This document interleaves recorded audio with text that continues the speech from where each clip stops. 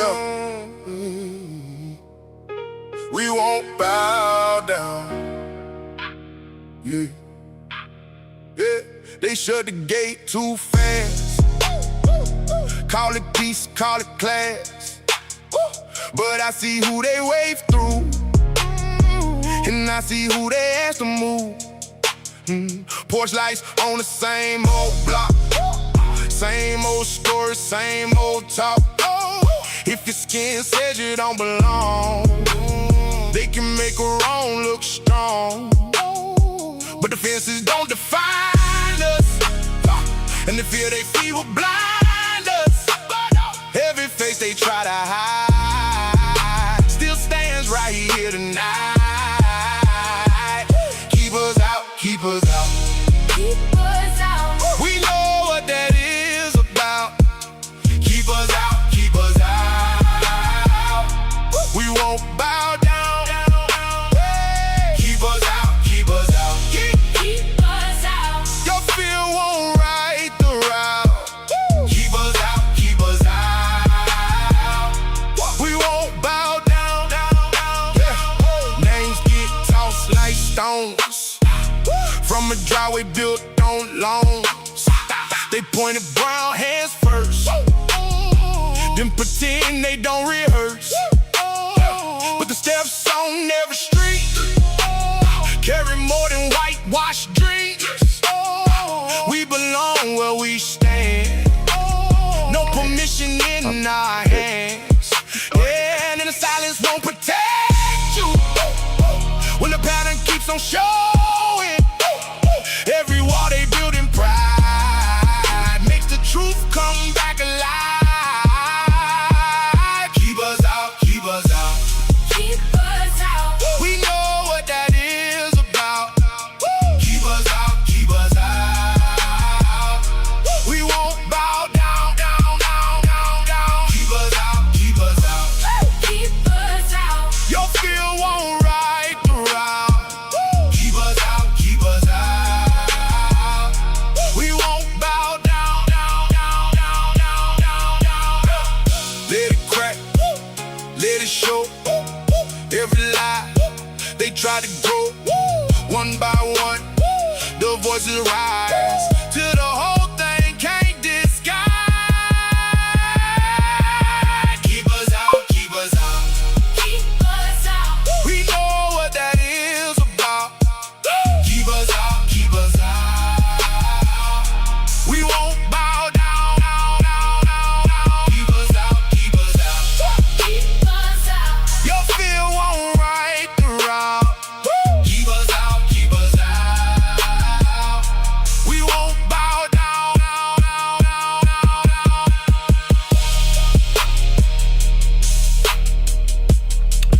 What it do, guys? It's your boy, the Juice. And as y'all know, my name is Troy Bradshaw, but I go by the Juice. Happy Friday, folks. Happy Friday. Hope everybody's having a decent Friday. Big welcomes those of you guys tuning in. Good to see you guys all in the chat here. Man, I'm off to a decent start today. I honestly wanted to go live a little bit earlier than this today, but it's okay. At least I'm not going live in the middle of the night.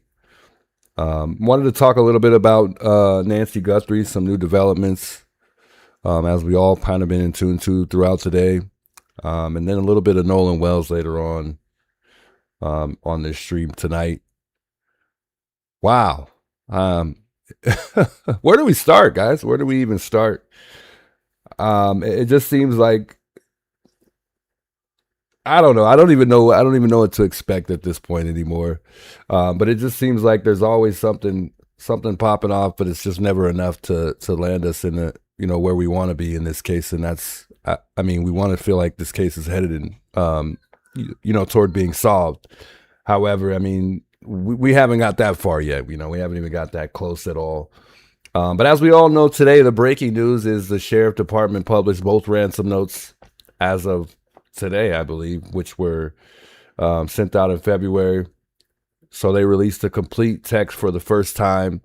And, we all learned about this when Brianna had released this, because she was one of the few that, sent out that received the ransom letters amongst a couple other news media outlets. But what was even holding them back from even giving us this information in the first place? I mean, and we've gone back and forth with the ransom notes. It seems like investigators have tried to determine whether or not they're real or not, and I think we're still kind of at a standstill when it comes to that. I think it's still questionable due to the fact that these ransom letters are legitimate or not. But they finally have published both the ransom notes, and we're going to read them today because I have yet to read them on my channel here.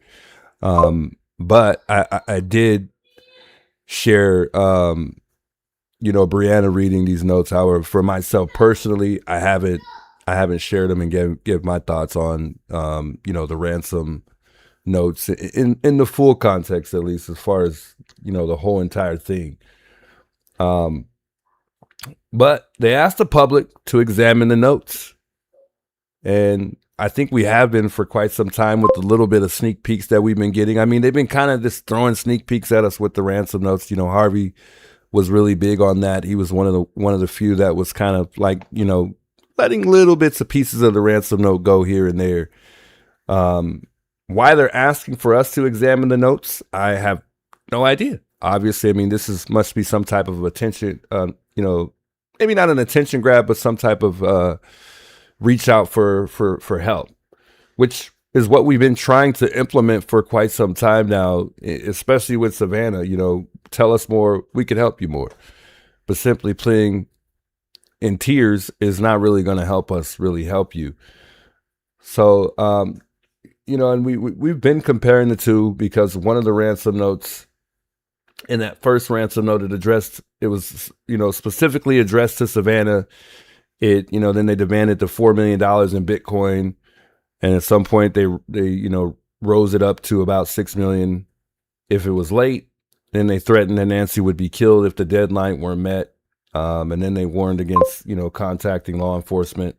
Then in that second note, they claimed Nancy died due to a heart-related issue, said she was buried.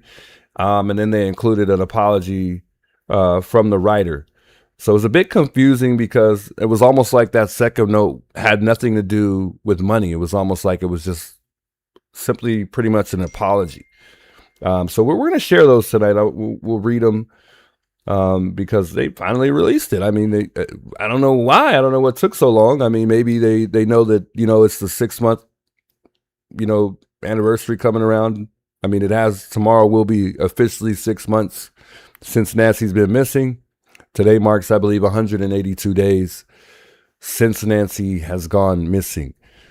And I don't really know what are they doing? Are they trying to make it look like they're really making an effort to do something here? Because I feel like the sheriff department has pretty much sat around waiting for somebody to come forward, and that's it. I don't really feel like they've been putting in the necessary work.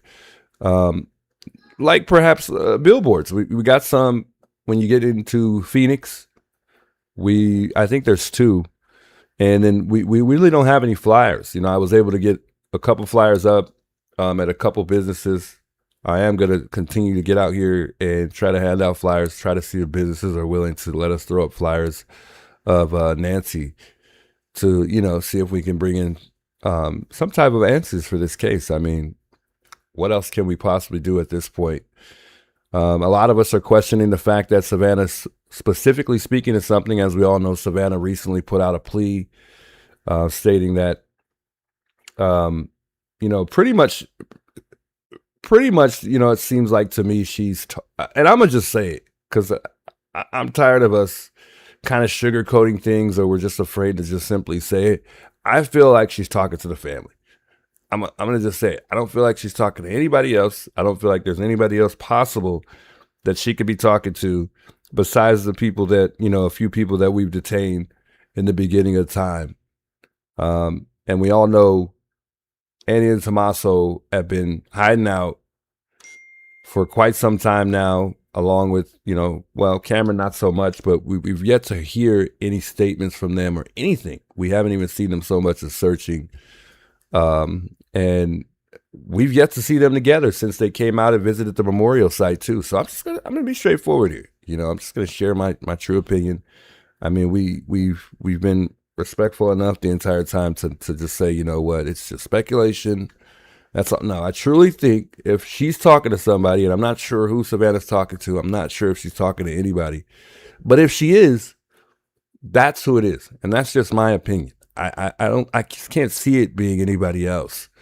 But how long are we gonna spend months and months speculating before we finally give our true thoughts based on what we really think? I mean, gee, at some point in time, we gotta share and express our actual thoughts. I mean, at some point. I mean, because this is not going to last forever. We're not going to be able to speculate on this case forever. Obviously, there's going to be other cases that come about, and it's going to be at a point where we're spinning back around to this case that after months, and it's no longer talked about. But we're going to continue to keep Nancy's name out there as long as we can. We're going to continue to keep covering the case until otherwise, because this case has brought a lot of obsession around millions of people, thousands of people. So I mean, the world doesn't want to let this case go, and neither do I. So we're going to continue to keep covering this case, of course. But I'm just gonna be honest, man. How long are we going to do this before we finally just kind of just share the truth about what we really think?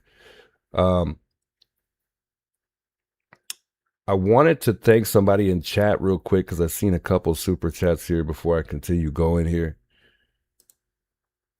And then also the other day, I also received a PayPal from Melissa. I wanted to thank you for the $50 PayPal the other day. And then Lisa for the $5 PayPal just the other day. And somebody sent me a Cash App not too long ago. So sometime, I think at the beginning of this week or last week. So, I mean, God bless you guys. I just wanted to say thank you. And I didn't do that. And I've been meaning to say that here. Let me get chat pulled up real quick, guys. It was already pulled up. I just couldn't find it. Lisa, thanks so much for the $50 super chat. She says, Juice, hello, everyone. Much love to you. I appreciate you tuning in here tonight. And shouts to Nina, man. Much love to Nina. She says, thank you to Juice for covering Nolan Wells and Nancy Guthrie. You're awesome. Have an amazing live stream. Much love to you. God bless you, Nina. For 2, I believe. Is it 2?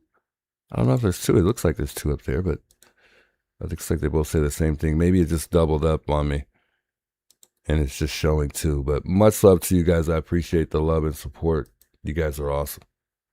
Much love, folks. Big welcome all. You guys know I'd like to say hello to the folks that are chiming in here in the chat. I don't know where my live chat just went. It just disappeared on me again. Stacks, welcome. Jay Wade. Good to see you, Jay Wade. General Genobi, welcome here. Araceli. Good to see you. Lauren Brown. Big welcomes to you. Is it Zeta? Big welcome, Zeta.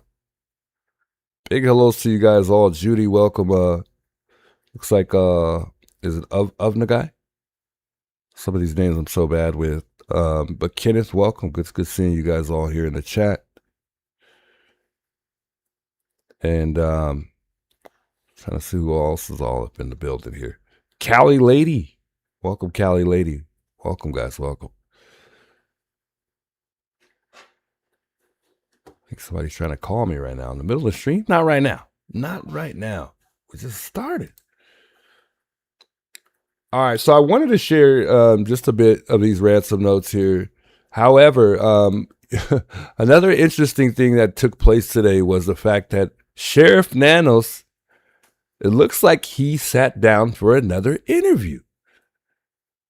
And this is crazy because we've yet to have a press conference, yet he's continuously doing these interviews. We know that Sheriff Nanos is under investigation regarding multiple allegations.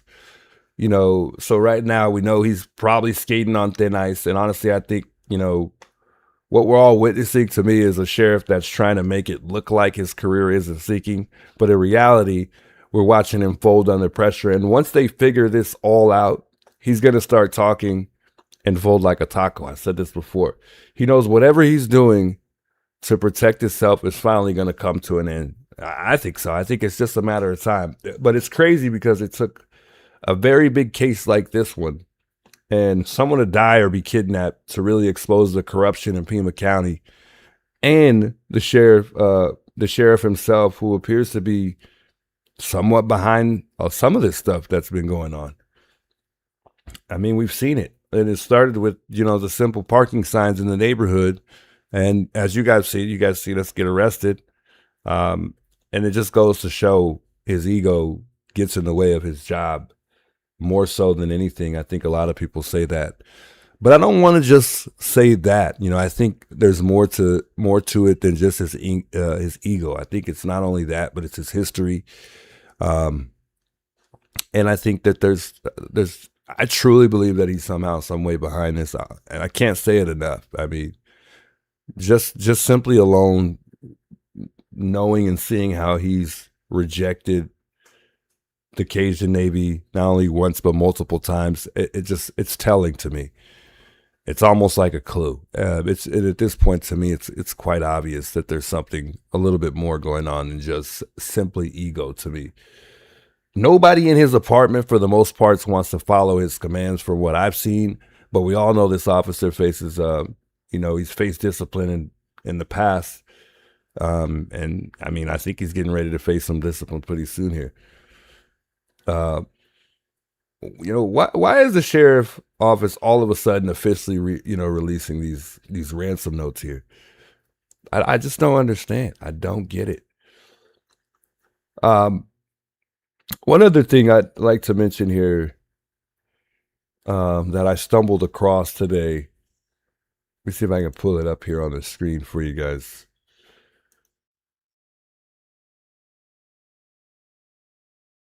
I don't see it. Hold on.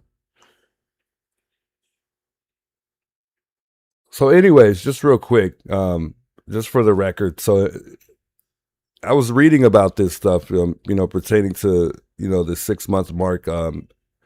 And according to sources, it says that investigators couldn't obtain a DNA profile from a hair sample recovered inside Nancy Guthrie's home. Remember, we got the DNA sample. We've been talking about them this week as well, which is kind of crazy because I mean, we knew. I knew anyways. I knew it.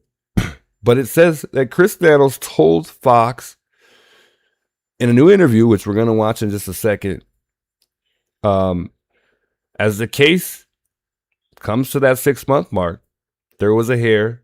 He said we had it and thought, okay, well, do the DNA first, right? You're going to do the DNA before something else, he explained. Working with the FBI investigators, sent the sample to California laboratory for additional DNA testing. It came back. There's no DNA.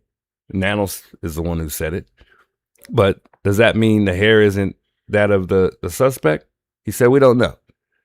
That till they have the suspect's hair, you don't just destroy it. Investigators preserve the sample, and it still may be of use later, is what he added.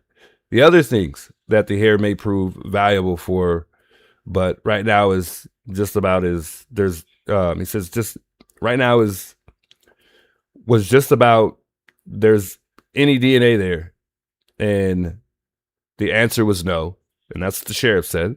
There was just a matter of weeks ago. Guthrie is 84-year-old mother of today's co-host, which is Savannah. She is going to be missing for 6 months come tomorrow, which is Saturday. Nanos indicated the hair was only one part of the broader DNA work underway, though, he did not specify how many other samples are being tested. Remember, because we got the unmixed DNA, they never really told us exactly what it was that they were testing. But as of, today, from what I'm hearing here, the DNA remains a priority in the case. Nanos said investigators are continuing working with multiple crime labs to analyze evidence collected from the home. And I mean, at this point, I guess they're just trying to get any little bit of what they can grasp is what he's pretty much saying, you know. But I mean, he's not doing anything. He's not doing anything. He's not doing nothing. And I mean, to be quite frank, the person the people that are behind this and that are working on DNA is the FBI right now. Now, I understand his team is involved. I mean, he's in control. He's still the lead and in charge of this investigation. However, it's really in reality no longer in his hands. Why he hasn't passed it over, I mean, I guess that's a question for Nanos that we would have to ask. Of course, he's probably going to avoid answering it. And that's why we got to watch this interview, because there's a specific question that he avoids answering, and I thought it was really funny, but I wasn't surprised either. So that's really pretty much it. According to Nanos, you know, he says that they're going to get this thing resolved. There's combined reward, obviously, of the $1.2 million that remains unclaimed. And the majority of that money that's, you know, being offered is amongst the family. 200,000 of that is from the FBI. But just as a family does, just as Savannah does, somebody knows something, we need that person to call us, is what Sheriff Nanos had added here. And they've been saying this for quite some time. So really, they're really just kind of implementing the same things that they've been saying. They haven't really gave us anything besides the fact that the notes are officially public. But that's about it. I mean, let's take a look at this interview just real quick here with Sheriff Nanos here. We'll chime in and out on this interview. I'm not going to watch it straight all the way through, but let's watch a little bit of this real quick here, just so everybody can see what he had to say here. 6-month milestone. A lot of people want to check back in on this case. Let me start first with Savannah's message that she posted earlier this week. Did you have any indication that was coming? You know, no, Savannah's being handled by the FBI, and she, as you know, she's made a number of these pleas for help, and we support that. That's we can't emphasize enough, right, that somebody out there knows something, and we need that knowledge if we want to solve this case. We know it's out there. We know somebody knows something. So just like Savannah, we're saying the same thing, and the whole family. If you know something, call us. When's the last time you talked to the family? It's been a while for me. Savannah doesn't deal directly with me. She has a team of investigators, like I say, that she deals with. But she See, this is what got me right here, is when he made this comment. This is why I wanted to play this video, where he states that Savannah's got a team of investigators that she's working with. Now, remember, we were all in question, like, you know, we were all questioning the fact that, you know, whether or not Savannah had a PI or not. You know, and to me, that kind of raises that question all over again, because, you know, what investigators be? I mean, as far as I know, it's the ones that are working on this case, right? Would be the FBI and the detectives that he has working out in Phoenix on this case. So, I mean, you know, who would be Savannah's team of investigators besides a PI or PIs if she's hired multiple? But I just thought that was interesting. I don't know if I don't know if I'm overthinking that, but I just thought that was a little bit, I mean, it was something I've just never heard before. And it's always something different almost every time. Like, it's the same thing, something added, or he's like kind of in denial about something. Let's go back here a little bit. deal directly with me. We know somebody knows something. So just like Savannah, we're saying the same thing. And the whole family. If you know something, call us. When's the last time you talked to the family? It's been a while for me. Savannah doesn't deal directly with me. She has a team of investigators, like I say, that she deals with. But she has my number. She contacts me from time to time. Could be a text message, could be a phone call. She knows. And it's either one or the other. It's either one or the other. He just said Savannah doesn't deal with him directly, Yet she has his phone number, but she contacts him from time to time. No. Stop lying. It's either one or the other. Either she contacts you or she doesn't. It's that simple. Any time or day or night, I'm there for her. Yeah, it's been a little while. You said probably weeks, months. Yeah, there's no, trust me, the entire family is upset by this. I think they all. I'm out. I got to pause it here too. See, this is another part here where I think he's lying again. He said the entire family's upset, and we'll let this run through a little bit here. I'll try not to keep stopping it so much, but listen, this is just this interview was just crazy from the jump. He says that let's run this back here. Run it back. All have family, trust me, the entire family is upset by this. I think. So it is crazy because if you look at him in this interview, he's thinking too much. He's thinking way too much. He's trying to figure out the right things to say, but yet he always throws himself right under the rug. He always just buries himself in something he probably shouldn't. But listen, I mean,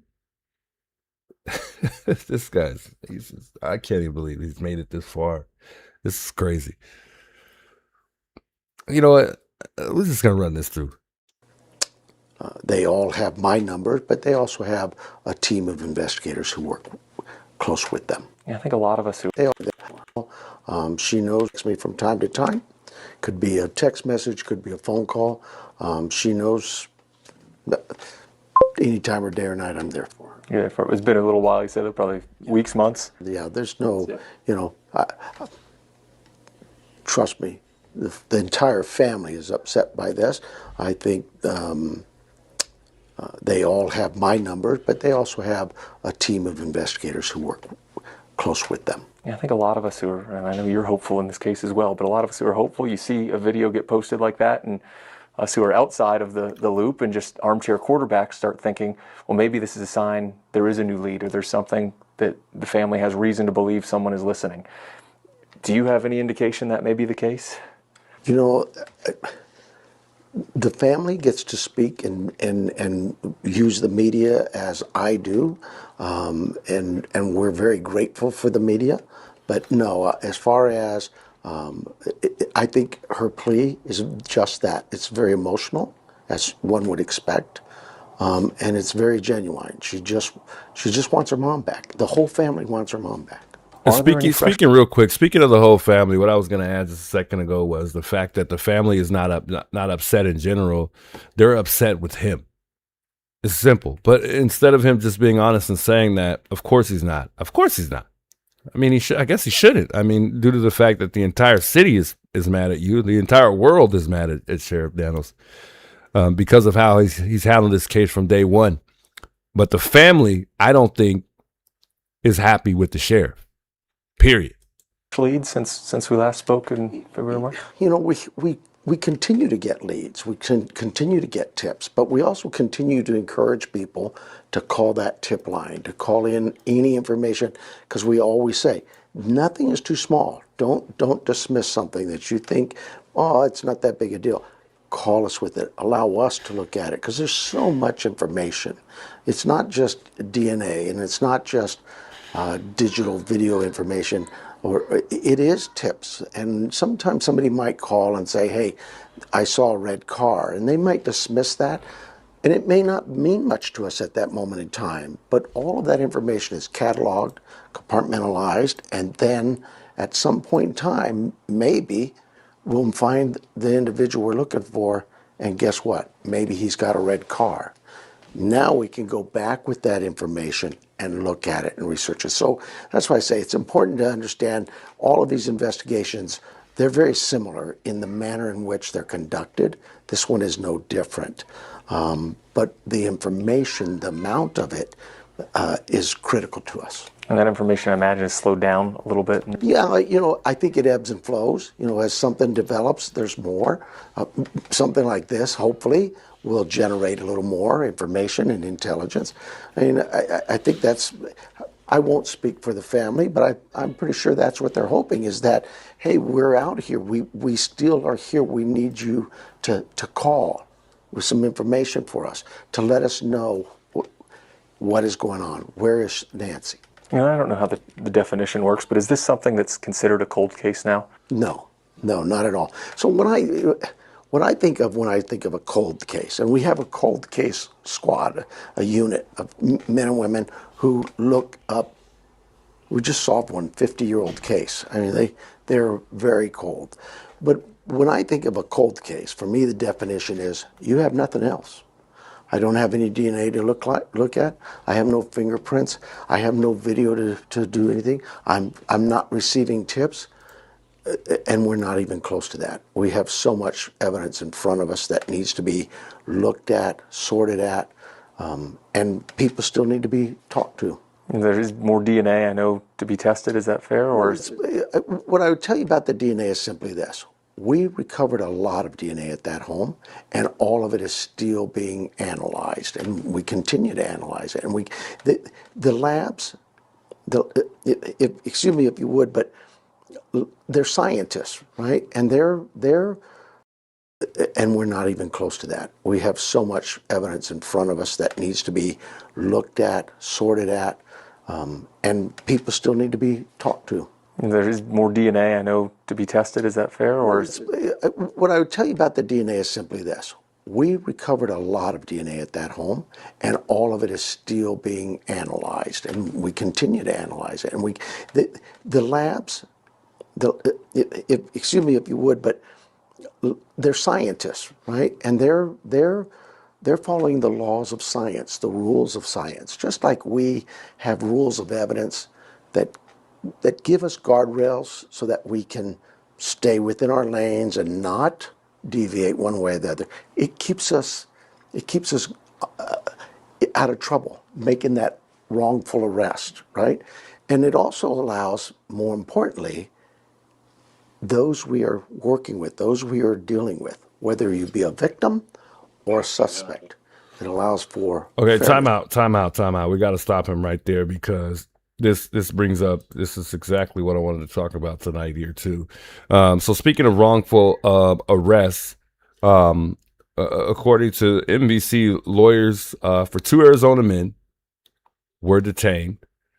One of them was outside of Rio Rico. As we've learned, we talked about Luke yesterday. He was one of the few that was detained, and one of the few whose houses that got raided.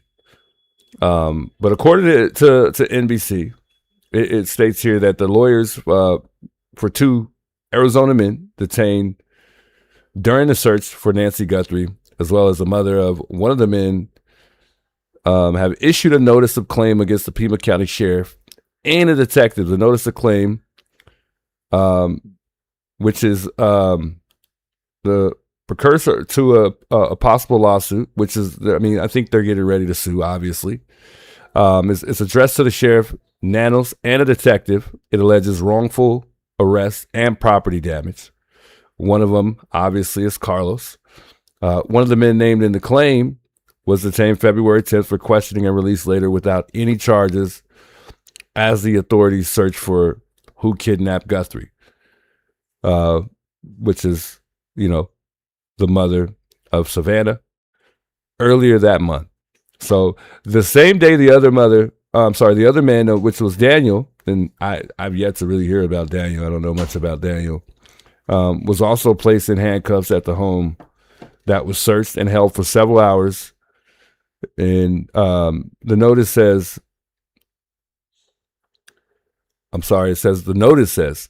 it also names his mother, who owns the home, and alleges damage to the property. It says the notice, dated Monday and obtained by NBC affiliate KVOA of Tucson, says the deputies arrested Carlos at gunpoint and held him without probable cause for approximately 7 to 8 hours, and that arrest was made in a public fashion. The notice of claim, which KVOA reported, has been filed. It says that Carlos is innocent and that his home was ransacked. It alleges physical, emotional, and reputational harm. It also says that Nanos posted on social media that a person had been arrested and that the subject is currently being questioned in connection to Nancy Guthrie's investigation. That post, in conjunction with statements from the sheriff office, made Carlos look like a suspect to the world, is what the notice says. Which is crazy because, I mean, we were skeptical on, how this, well, at least the one for Luke, we were skeptical on what lead they got to even get there to detain Luke. According to Carlos, from what we heard, he was detained because his cell phone pinged around Nancy's home in the hours of the time of her abduction. So anyways, then it goes on to say, despite requests by undersigned counsel Sheriff Nanos and Pima County Sheriff Department have refused to retract their statements or to make clear that Carlos is innocent and had no involvement in the Guthrie case.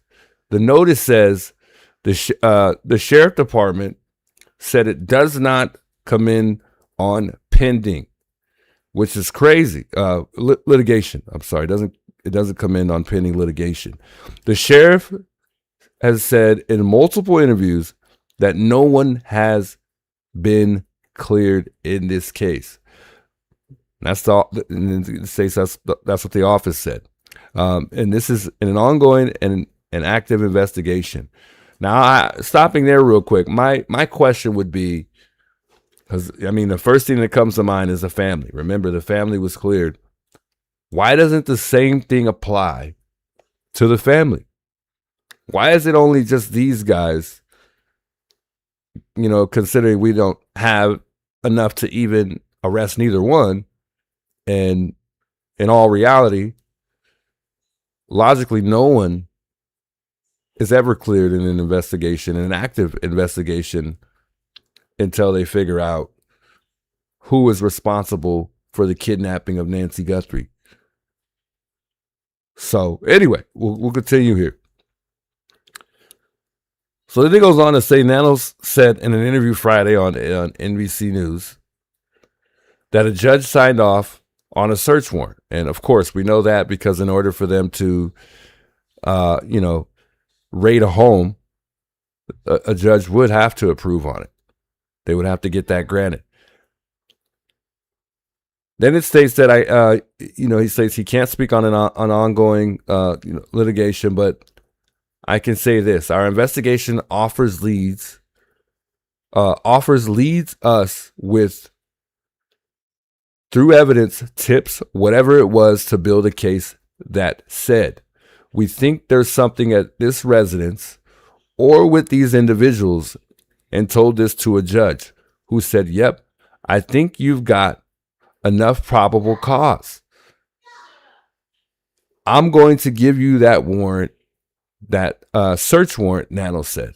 That is weird to me, because I would think that they would need a whole lot more probable cause than this. I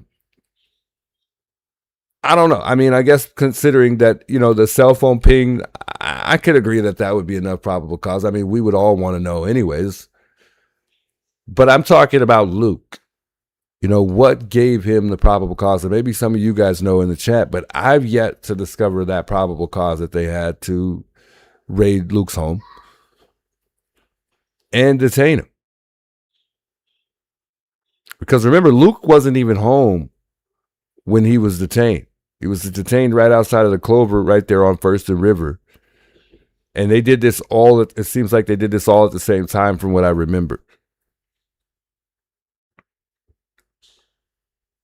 So, which is crazy. But anyways, it goes on to say, a man who identified himself as Carlos, I'm just not even going to say the last name, a delivery driver, spoke to Telemundo. Remember, he was interviewed by Telemundo just after he was released from being detained several hours. And this was right outside of his home in Rio Rico, around 60 miles south of Tucson. The time he told Telemundo then that he was not involved. He couldn't even remember Nancy's name when he was interviewed. I remember that. And I didn't know if that was intentional or not, but it almost seemed like he wasn't being quite honest there. I got to be honest about that, but it's questionable. I don't know. Maybe that's just his personality. So anyways, it goes on to say the notice says that Daniel, detention in his home. It says Daniel's Maddox's detention in his home was wrongful and has caused him significant physical, mental, and emotional pain and suffering. It says men in military gear pointed guns at him and told him to lie on the ground in the hallway of his home when he left his room to investigate a loud noise. It says Maddox was held under guard at a van for several hours, the notice says. The home is owned by Maddox's mother, Josephina, who is also named in the notice. The lawyer wrote in the notice that they were offering to settle the claim relating to Carlos for $2.5 million. It also offers to settle the claim relating to Daniel as well for $500,000 and Josephina for $250,000. In addition to Nanos and the detective, it lists the county and the sheriff department as subject to possible future claims. Nancy Guthrie, 84, went missing from her home near Tucson, February 1st. The FBI has said her disappearance is being investigated as a kidnapping for ransom. Remember, at this time, they weren't sure, whether or not it was a kidnapping, or, she just walked away. So it seems like around this time they had it all figured out. If that's what they're pertaining to. I mean, they're talking about February 1st, so I'm assuming that, that they knew exactly what they were looking for at this time. Nanos, the sheriff, said this week that the case is still active and that we're working this as hard as we can. The sheriff's office said in a statement Thursday, the analysis of the DNA and digital evidence has been underway for the past 6 months. This work is complex and time intensive, but the investigators continue to pursue every credible lead. Savannah Guthrie on Monday released that video, as we all know. And then she made that comment, the statement that the family is in agony. And the world can be a cruel, unforgiving place. And I know that you have tried to do things the right way. So I'm asking you, begging you, do the right thing. She said, make the right choice. Help us find her. Tell us where to look for her. And a lot of people are saying that Savannah is speaking to somebody specifically. And if she is, to me, again, if she is, that's gotta be somebody in the family. I don't see it being anybody else. I mean, if it's these guys, why would they be getting a lawyer to try to sue? It seems like their goal is to not only prove their innocence, but make Nanos and the Pima County Sheriff Department pay for their wrongful arrest. I don't know that they're going to win. I mean, he did just pretty much win the most recent lawsuit that we heard about, although I'm pretty sure there are multiple and many, many lawsuits that are they're in the making right now for sure. I think that there's a whole lot coming Nanos' way for sure. I mean, so this guy's got a lot on his plate. I think with that alone, they shouldn't even bother dealing with this guy. He's got too much going on. I think with what he comes with right now, we don't even just to give him some slack, not even considering his history. I think that alone interferes with active investigations that are up and coming. I mean, he's just got too much under his belt for him to be even trustworthy as a sheriff. I mean, what are we waiting for at this point? Get this guy out of here. But anyway, that's just my opinion here. I want to continue through some of this interview here. Let's chime back in on this interview here and see what else he had to say. Is to be applied to all that is there visible. So our guardrails tell us rights, constitutional rights, laws, governing of evidence, all of those things. We have to pay attention to that. Just with DNA is the same thing. Those scientists have guardrails too, to maintain the credibility of that science. And you know, we all can think of cases where, oh, we arrested somebody and locked them away for years, and then all of a sudden DNA came out and said, you got the wrong guy. God forbid that ever happens, but it does. We know it. So that's what those are for. I wish sometimes that, no, we don't need, but no, trust me, you need those guardrails. It keeps us all safe. It keeps us all secure, and it keeps the investigation credible. When this is all said and done, someday I hope to be able to sit down with you and explain to you more depth of what I'm speaking of. But right now, our DNA is being analyzed by labs all across this country. Those labs talk to one another. Just as my detectives talk to other detectives or other agencies, FBI, DEA, whatever, those labs, they stay on top of that technology. Hey, there's a lab over here that's on a new proven grounds of this. Or there's somebody over here who's really done something spectacular with genealogy. Whatever it is, but those individuals, those scientists, they are key, they are vital to us to be in contact with daily and see what else we can do to help them help us. Where were the most beneficial pieces of DNA found inside the home? I can't go into that with you. I'm sorry. It's just, that's all part of the integrity of the case. Can I just, and this is just as a layman, again, I'm not a law enforcement officer, I haven't been a part of these investigations, but on the outside looking in, we're 6 months out. Why can't we go in? Why can't we hear everything you know right now? So let me give you an example, because this isn't new to this case. This is how law enforcement works. This is how criminal investigations work. Give you an example. Maybe I'm investigating a homicide scene and the individual was stabbed, but nobody knows that. And you come in and you try to say, yeah, I saw it happen. My friend over here, he shot him. We know that that's not what happened. So pieces of information that are sensitive to the case that only the individuals involved would actually know, we have to keep those safeguarded. Because when it does come time to maybe take a confession or maybe make an arrest, we know what we know and we know what that individual knows. We just can't, just like your media. Your media has evolved. You're a very young man, but it's evolved quite rapidly. I mean, went from our big three, right? ABC, CBS, NBC, all to now it's, well, right here in my own office. We used to just send out media alerts to, I don't know, dozen different media outfits.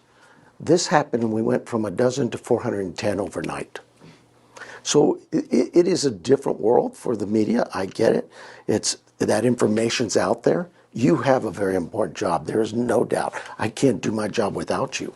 Our relationship needs to exist because, yes, although sometimes I'm guarded with information, I know that I give interviews and I'm stumbling about what to say or not say, and people say, "Oh, look at this." It has to do with I really have to be careful.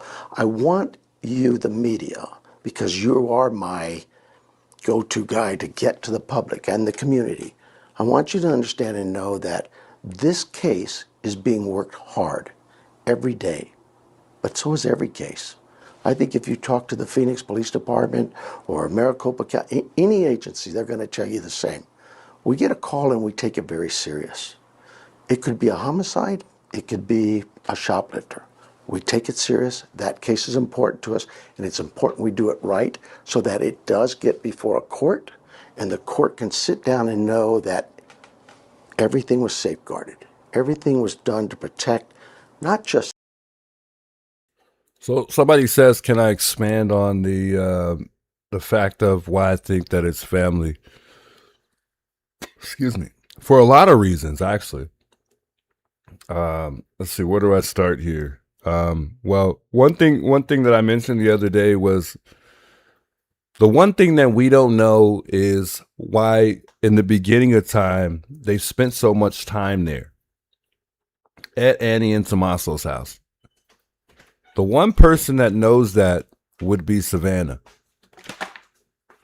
As time has gone by, there's been plenty of time that's gone by.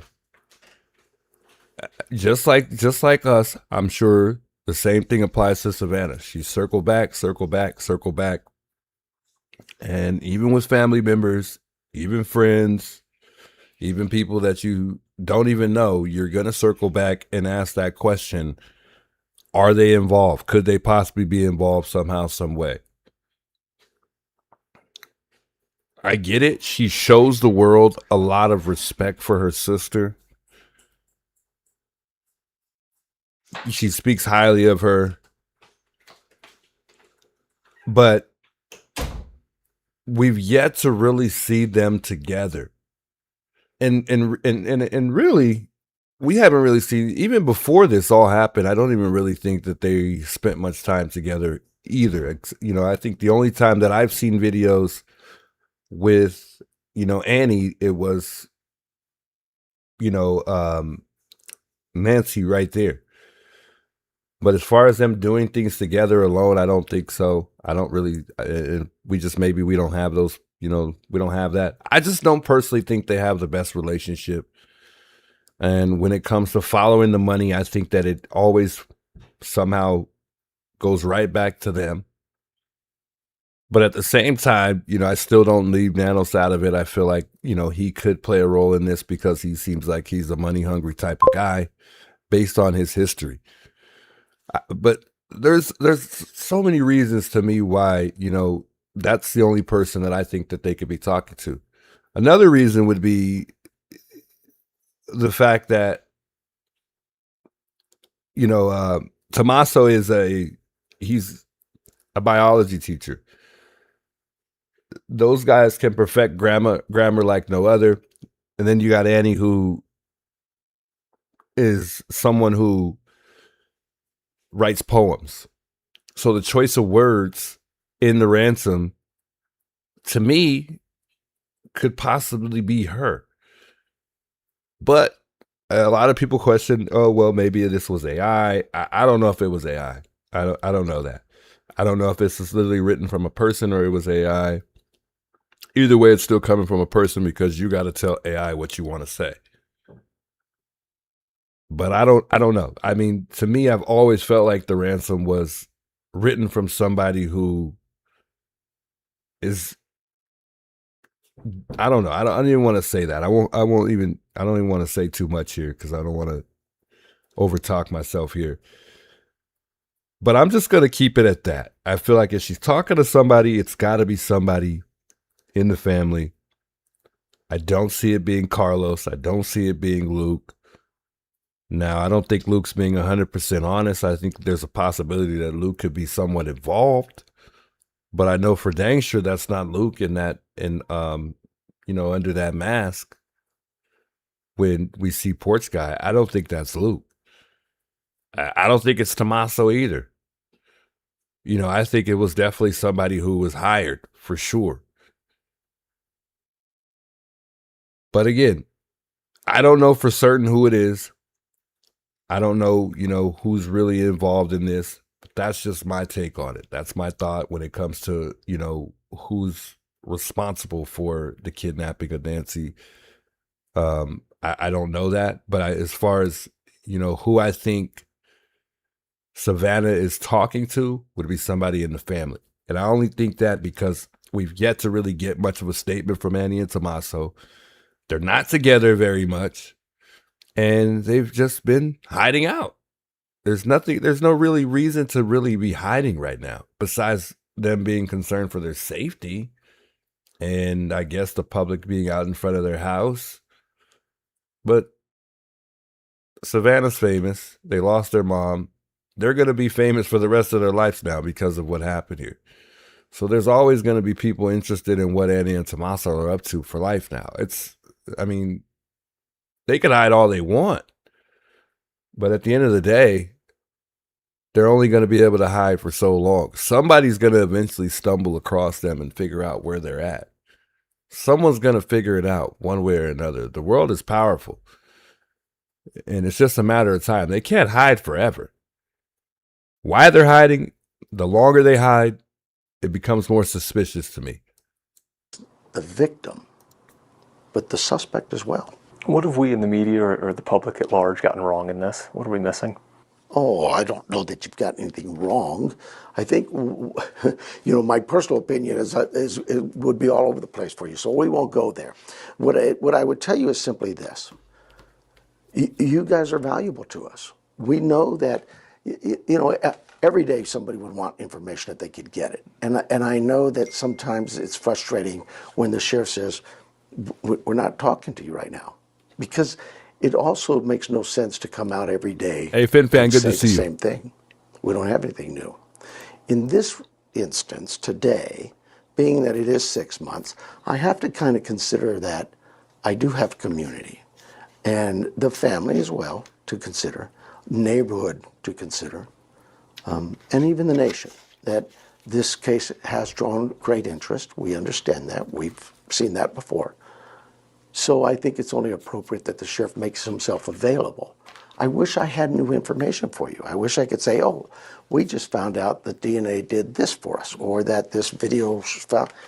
What you have to think about is the day the video came out with the masked man, we got that in within an hour, less than an hour.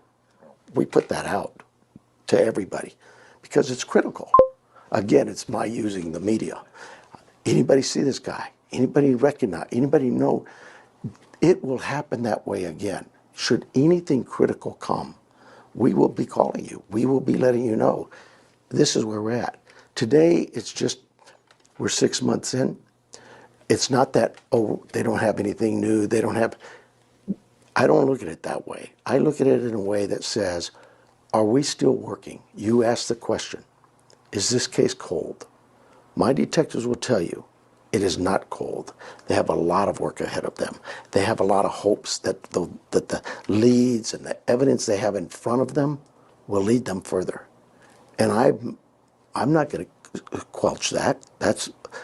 I meet with them weekly, if not daily. And to be very honest with you, when they talk of DNA or other things, I am just so impressed that they have that kind of knowledge and that capability and their skill sets. But I'm not meeting with them because I love you too, Linda. Much love to you. Kim Wells, good to see you. Evaluate Friday's how good are so they far. doing as a team, because this is tough on them. It's tough on the neighbors. It's tough on the family. It's tough on this sheriff. It is tough on my investigators and the FBI. And I want to make sure, are they getting all the support they need? Are they getting the tools and equipment and anything they need? Is it there for them? But more importantly, I look to see, are they still in the game? Do they slouch their shoulders? Do they feel defeated? That's the furthest thing I see with these young men and women. They are on fire. They're charged up. You mentioned the FBI and the video that was released. Obviously, you're aware of what Director Patel said about there being I think he said a 4-day delay that he thought may have cost them video evidence. Is that accurate in your eyes? No, so, and I'm going to ask you, I'm going to plead with you, because I've seen some of the reports here even recently. I don't know how to get it out to you other than to say that what I've told everybody, and then they take snippets. Director Patel leads a very large organization. I lead a large organization. There's 1,500 employees. And I understand that information flows up to me through a chain of command. And it's filtered. It's not because somebody's trying to hide something or is being nefarious. There's no ill intention. It just happens. It's human nature.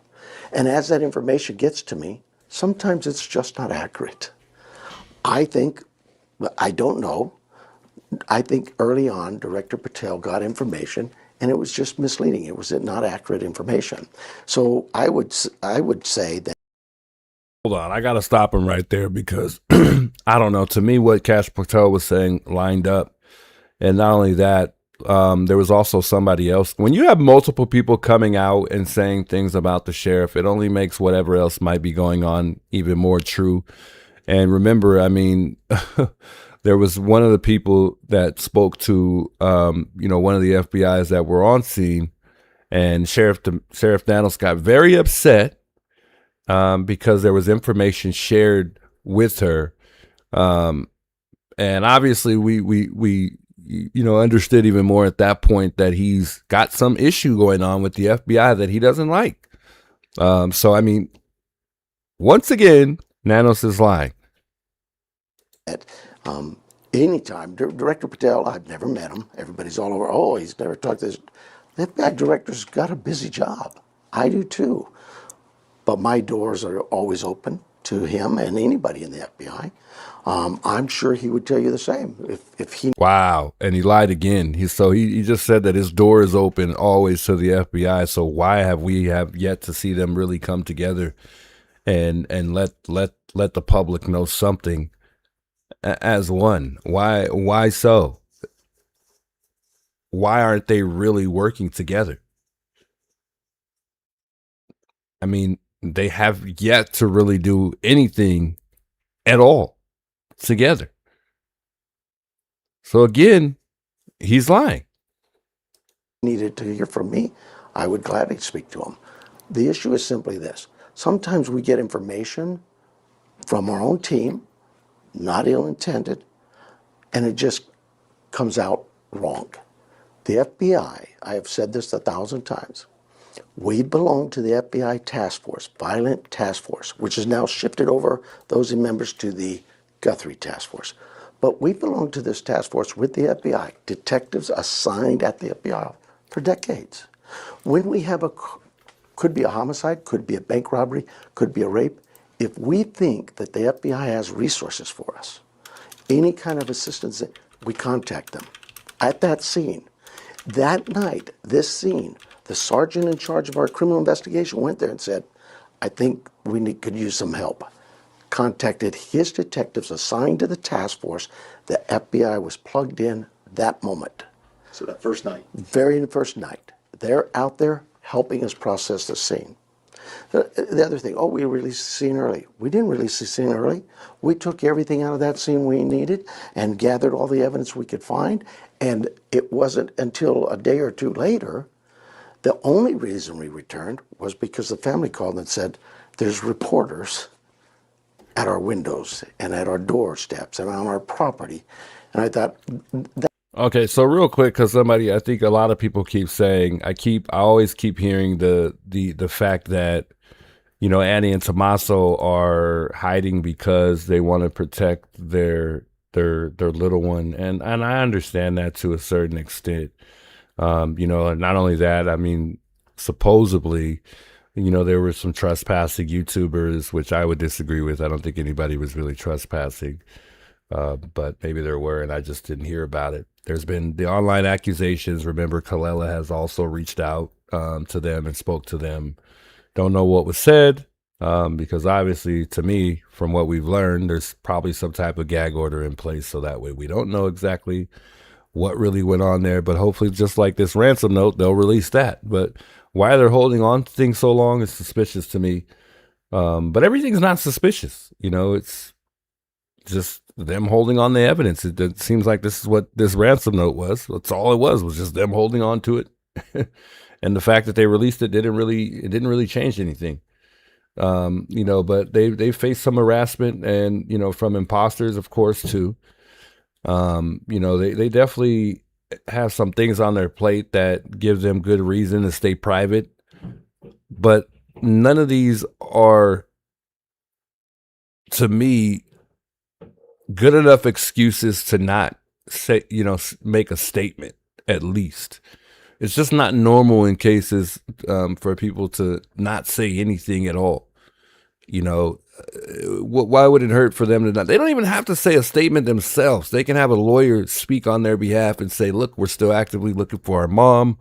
We care like the world does. And you would think, Annie seems like she's a good writer, right? So she would know how to speak somewhat. But I I just don't understand why they can't just release a simple statement whatsoever. I mean, that's not going to put their safety more at risk because they say that they truly want to find their mom. I don't think that's going to hurt them in any way. But yet they choose to stay private to protect themselves.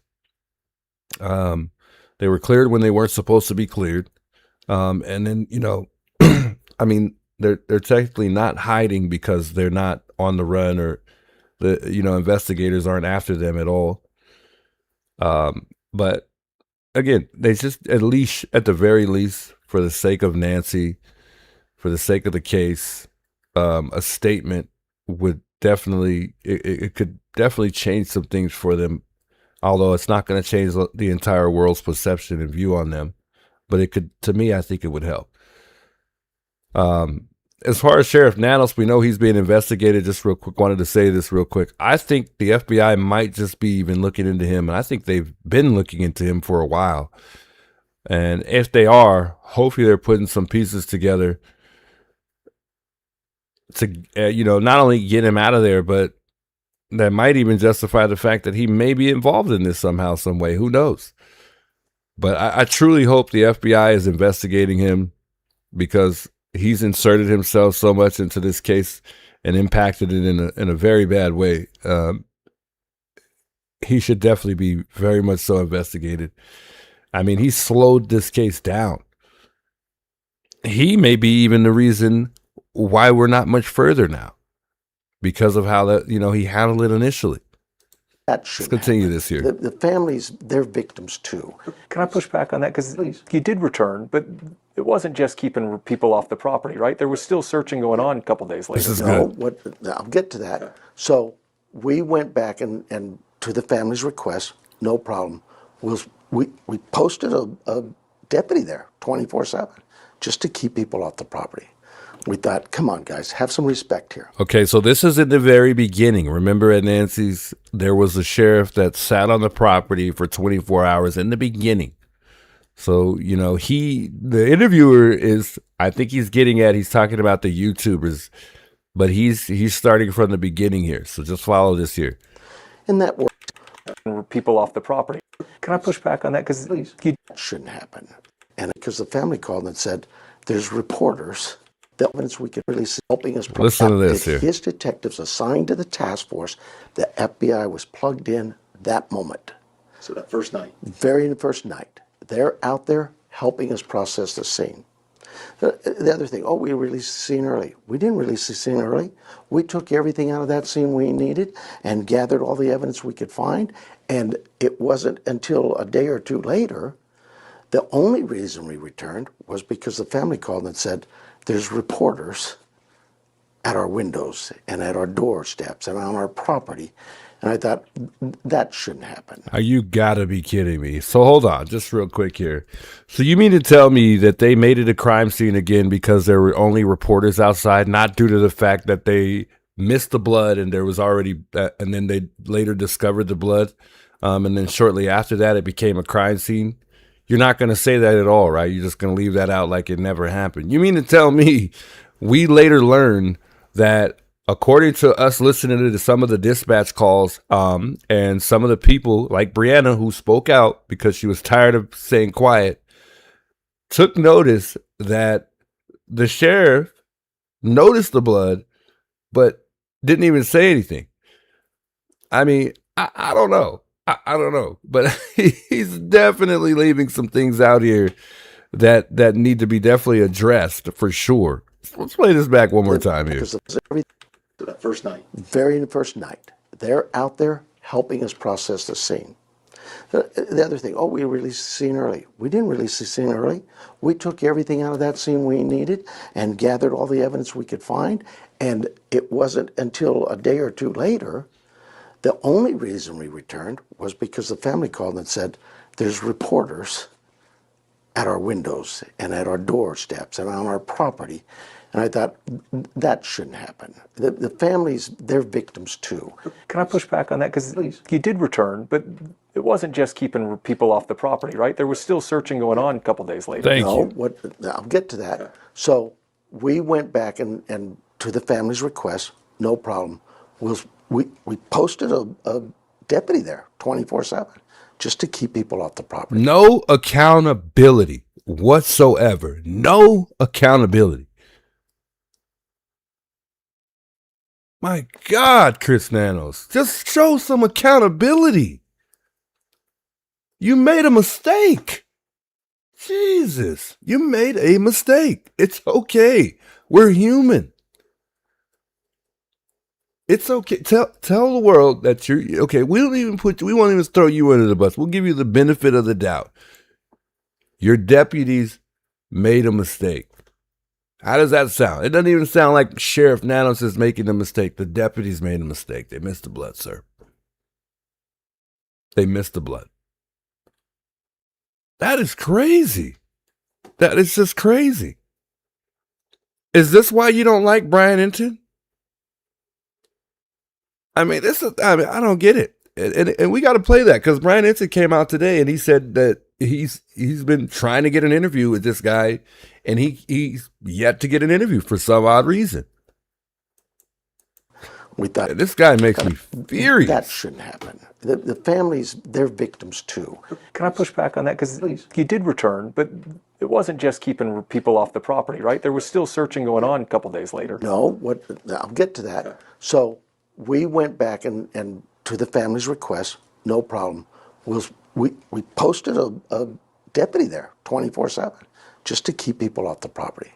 We thought, come on, guys, have some respect here. And that worked for a while.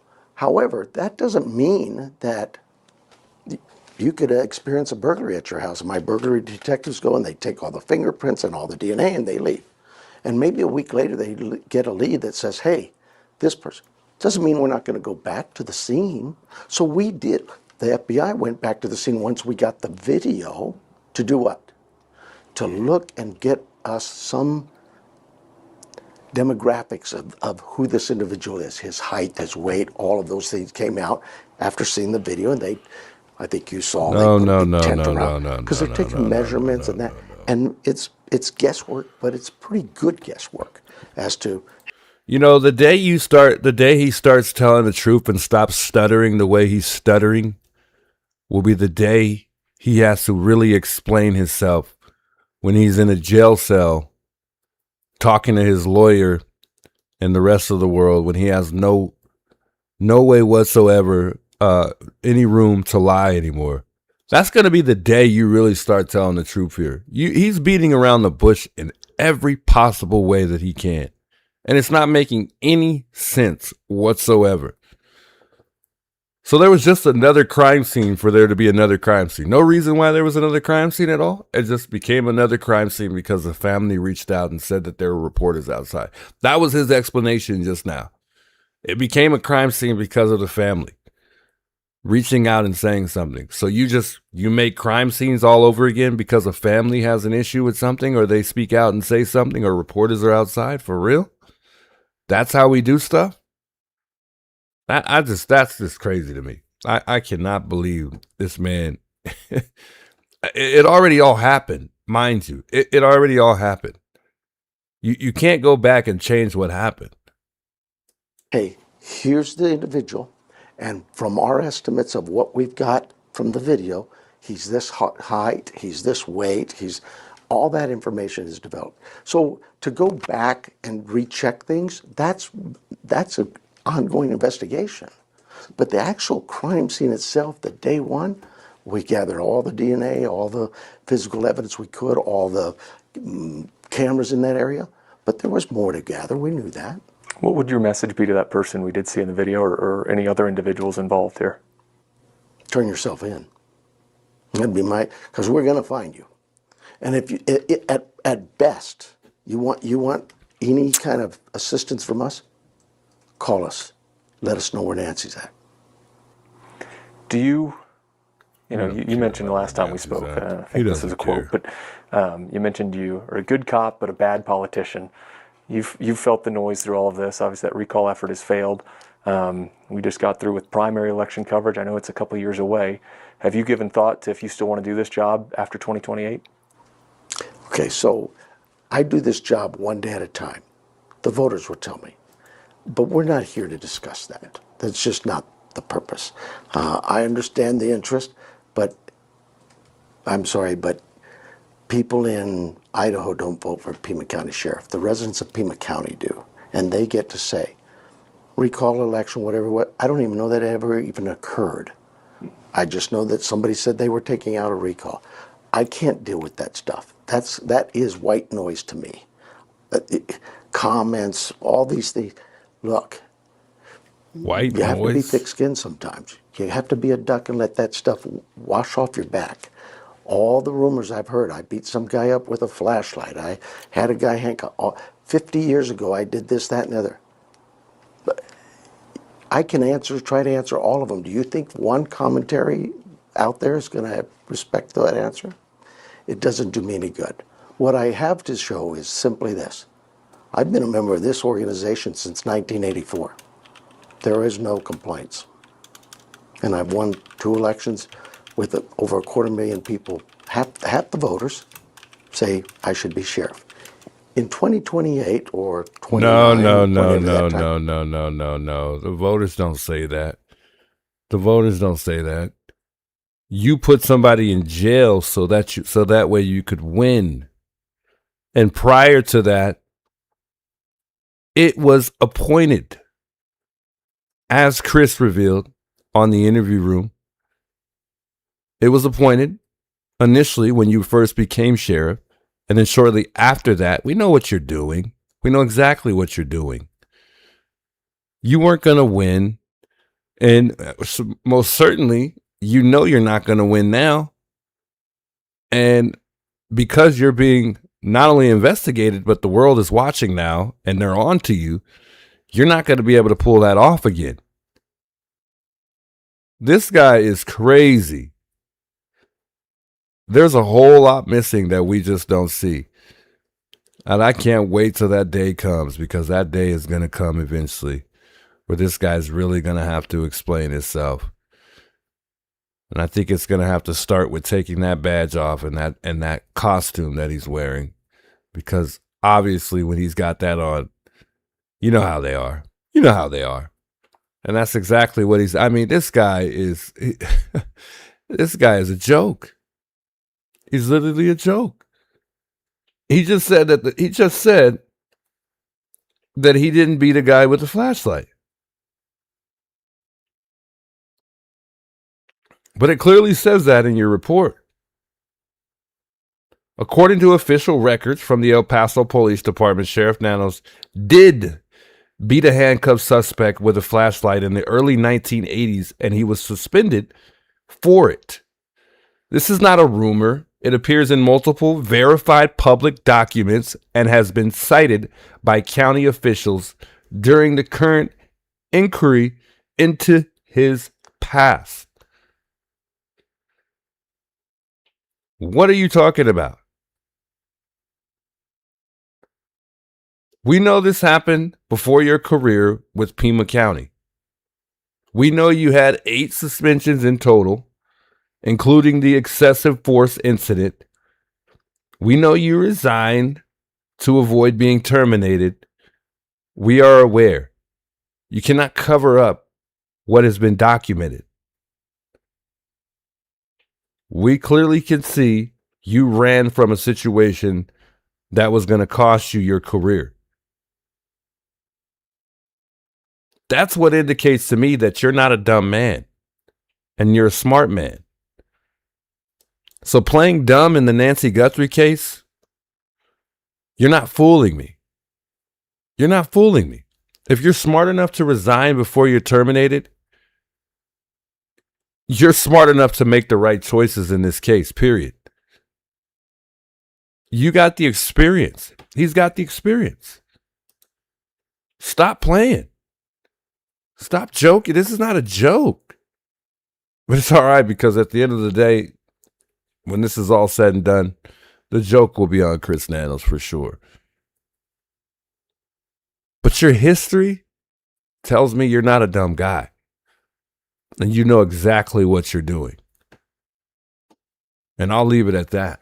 Come from. We'll let the voters decide whether or not I should run again. So I guess you are going to run again, let the voters decide? I am not making that decision. I got 2 enough. years. I It's crazy. understand, sure. 2+ years. I understand. I do want to ask you about those ransom notes as well. I know the FBI is handling that. In your communication with them, has there been any further determination on if those are real, if it's a lead continuing to be worth pursuing, or have investigators moved on? No, every piece of evidence, every ransom note is investigated to the fullest. I think you've seen it. We've made some arrests from some of these knuckleheads that are trying to fraud, just terrible people. And I recently, a guy in California got, I don't know, 5-10 years for probation or whatever. Look, if I've got any message for you, don't do that. We will be looking at every piece of information we get is taken serious, and we will find you. And if you've done something like that, shame on you. We're going to hold you accountable. But yeah, to the notes that the FBI has and their validity, they discussed that. They've got that, and we're here right alongside them. If you're being completely honest, do you think this case gets solved? Yes. Completely honest, yes. What gives you that hope? Because I have a good team, and they have every resource you can imagine. I mean, you have some of the brightest people in the country, if not the world, working this case on DNA. You have some of the top investigators in this state and in the FBI working this case. You have corporate America who, on their own, have called and said, how can we help? These are big brains. These are people who have Crystal, big welcome. Good to see you in the my chat, by the way. capability. It is outside probably mine and the FBI. Look, all of these efforts are tremendous. That's part of it. But what gives me the greatest hope is my team. They've done this, like I say, 24 hours, we had a homicide out in the middle of nowhere. In 24 hours, that individual and 2 accomplices were arrested. I don't know that we have an open homicide to this day right now. These guys know what they're doing. If you could sit in a room and hear them talk, in less than 5 minutes you'd go, wow, these guys are impressive. They know what they're doing. I just gotta support their efforts, get them their needs, meet their needs, and let them go. We'll solve it. About 5 minutes left. Perfect. I guess then, folks that 6 months in the public that again don't get to sit in that room and hear your investigators work. You know, we've seen reporting out there from sometimes anonymous sources saying that it's. Is that his right hand man in the background there? You see the guy in the back? I don't know if that's the black guy. That's kind of you know, his right hand man that, you know, I think 857 had questioned not too long ago. It kind of looks like that guy in the back. I don't know if you guys can see that guy back there, but anyway, that's irrelevant. Investigators work. You know, we've seen reporting out there from sometimes anonymous sources saying that there are no leads and they're no closer to the case. What do you say to the public that may not have confidence that this gets solved? I can only say one thing, and that is we're working hard. My team is working hard. The FBI is working hard, and we're working with all the right people. And it continues every day. Look, there are a lot of missing person cases. I wish they were all solved like that. Some take a while. There's a lot of cases. 200-some thousand calls a year come into our office for crimes or reports of various things going on. And I wish they were all solved immediately. Some are, some aren't. This one is no different than some of the other cases we've seen. I get the magnitude, it's a big case, it involves the national figureheads, all of those things, it's got a world attention. You know, Gabby Giffords did too, and that was a case we handled. And worked again with the same people, some of the very same agents with the FBI to bring that to a conclusion. This isn't our first rodeo. These cases are never easy. Even the one that they solved like that. I don't understand how it's not the first rodeo, but he clearly pretty much said this was his first rodeo pertaining to this specific situation when it comes to homicide. So, I mean, in reality, yeah, it is your first rodeo. And not only that, I mean, you're acting like you don't have any clue whatsoever what you're doing. You know, at the same time, he's pretty much telling us that he doesn't really know. You know, he's not really used to the attention that he's getting. But in the same breath, he's saying that, it doesn't even matter. It doesn't even matter. Sheriff Nanos should have passed this thing along to the FBI in the beginning. It should have been that easy. I mean, it shouldn't have been, he should have just never tried to, anyway, what is he doing anyway? What did he try to do anyway in the beginning? Besides act like he is in charge of this case. What has he really brought to the Nancy Guthrie case that's been effective at all? Where has he been effective in this particular case at all? I think he should have passed this along to the FBI in the beginning of time. I don't know why he was so hesitant to pass the information over in the first place. I don't know what his issue is with the FBI. I know they've had an issue in the past, and some of us question whether or not that's the reason why he doesn't like the FBI, because of certain priors that he's dealt with in his past when it comes to the FBI, I would assume. But we don't really know why Sheriff Nanos is even doing this. He's lying, saying that Kash Patel was misled and it's not truthful that they were kept out for 4 days. He hasn't addressed the fact that they told him that they had a plane ready to go overnight for that DNA to be sent out to Quantico. So we later learned that the DNA could have been processed much sooner than going Sheriff Nanos's route. He's still yet to address that, has said nothing about that at all. I really don't know what he's doing. I don't really know where he's really actually trying to be effective. He's never addressed his reasoning on why he doesn't want any dealings with the Cajun Navy. What is it that you have an issue with in regards to the Cajun Navy? Why isn't anybody asking him this question when they sit down and do an interview with him? That's the one question that I would have for him. I would have tons of questions for Sheriff Nanos, but that would be one of my first ones. Why did you decline multiple times when the Cajun Navy has offered multiple times to come and help search for Nancy Guthrie? What is your reason? And it better be good. It better be dang good, because I don't get it. I still yet to really figure that out. I don't understand what his reasoning on is to reach out for help. How are you going to sit here, pretty much wait for someone to come forward, keep demanding that someone just comes and tells them where Nancy Guthrie is? And this is why it goes back to me to thinking, well, I think they might just know who this person is. They just don't have enough. They just don't have enough. They just want this person to just simply come forward and tell the truth. Tell them where she is. It's almost like they've communicated with the actual person. And it's one of those situations where, this person and the sheriff department and Savannah know who it is, but there's nothing they can do about it because this person has done this so well that the evidence can't put them behind bars because they lack the right evidence to lock this person up.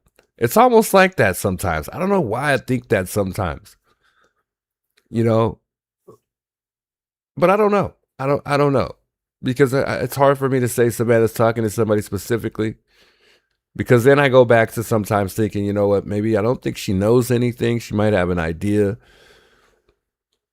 But I think it's also just her way of trying to not only keep her mom's name out there, but just to simply persuade some anonymous person that she has no idea of to simply do the right thing. But if you think about it,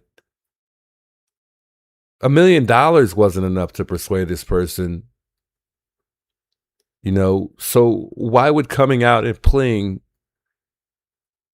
telling the world that we haven't given up on looking for her mother and crying be enough to convince somebody to just do the right thing? We know the tone in her voice and simply the, you know, her statement isn't enough. And to be quite honest, I think money would outweigh her statement. So then, you know, it's like, well, maybe she is talking to somebody. Because if I had a choice between money and that statement that she made, I would most certainly pick the money. And that's been on the table for God knows how long. Interesting. Interesting to think about.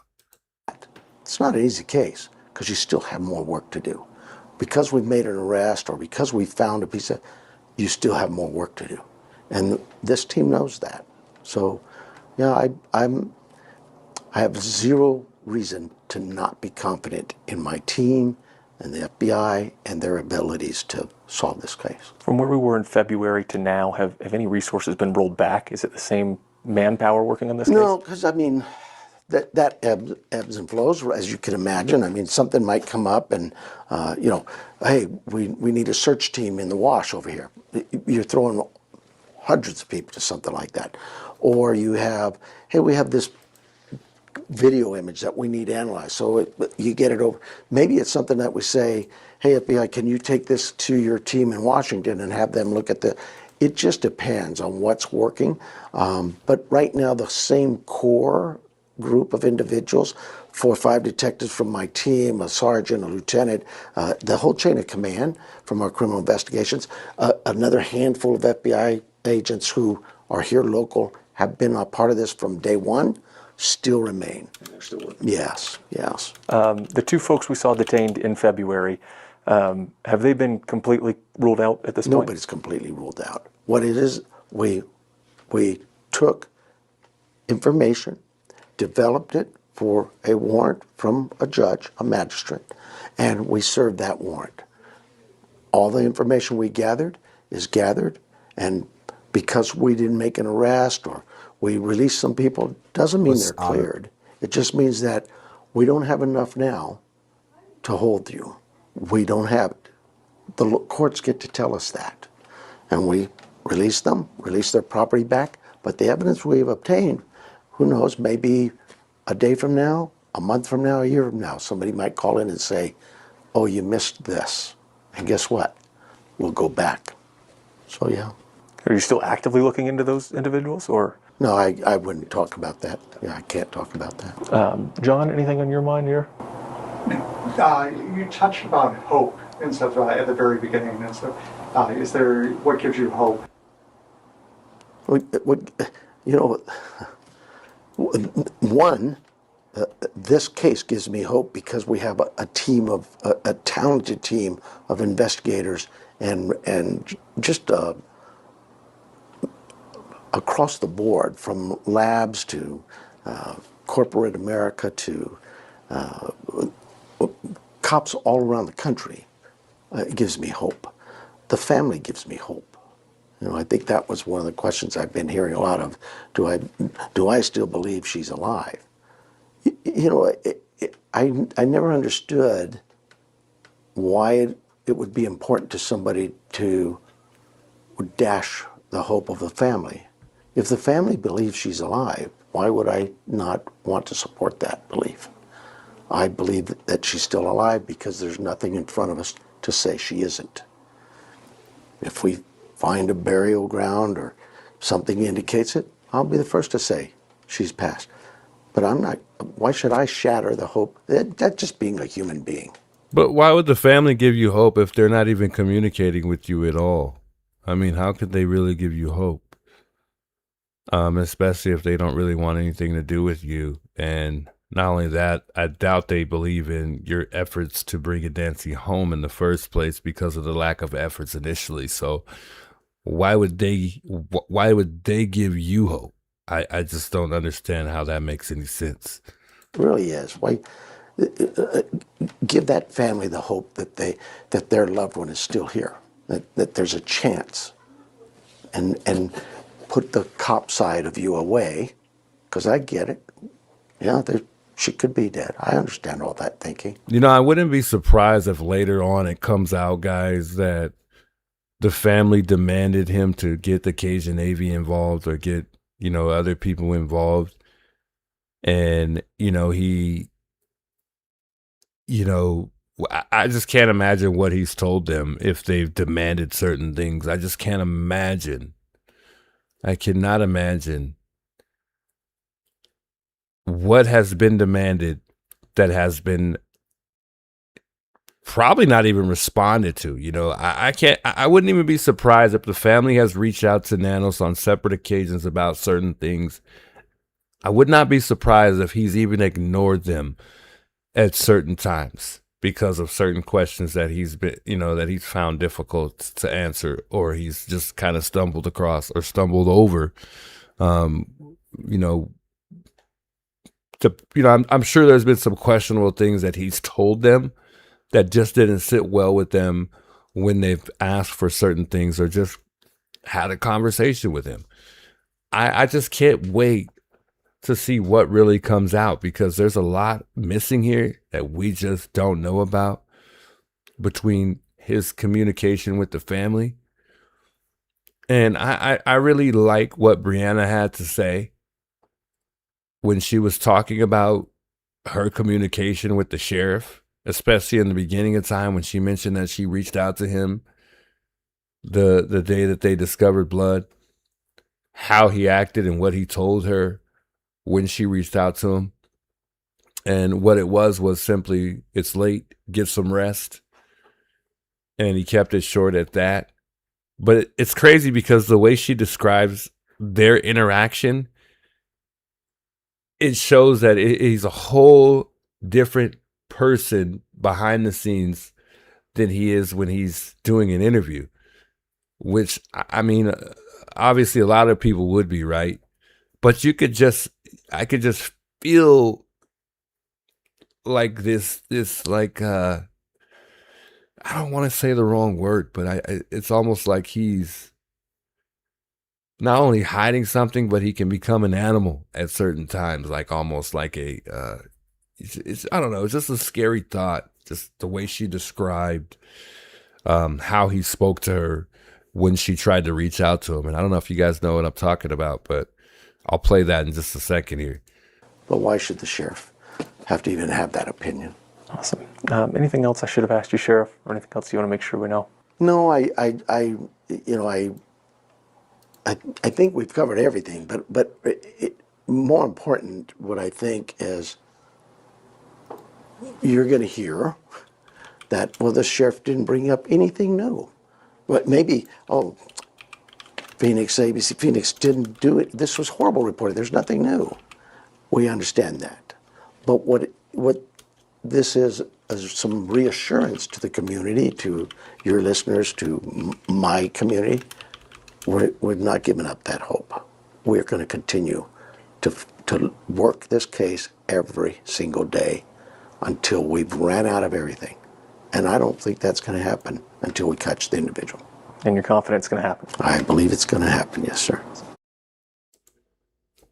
So just real quick, I wanted to see if I could find this clip real quick from Brianna when she said she reached out to him. We don't know how it ends. We only know when he goes in. So we can tell when the camera system was accessed, which was overnight. He goes in, that's then disconnected, still overnight. And then really the last trace of anything, we like a Bitcoin wallet. And I want to see if I can find that And part. I could not imagine the position that she was in, especially because we didn't know if her job was part of this, and she didn't know if her job was part of this. And it was just like heartbreaking to watch these videos. But there was never proof of life. The only thing that ever happened was that there was a very small amount of money put into the Bitcoin wallet that came in that past couple months. I'm trying to find the Yeah, part. I'd say so, because to the point of timing, this isn't. Anyway, guys, go watch this if you year haven't out. watched this. This is a really good video. I liked it when I first saw it.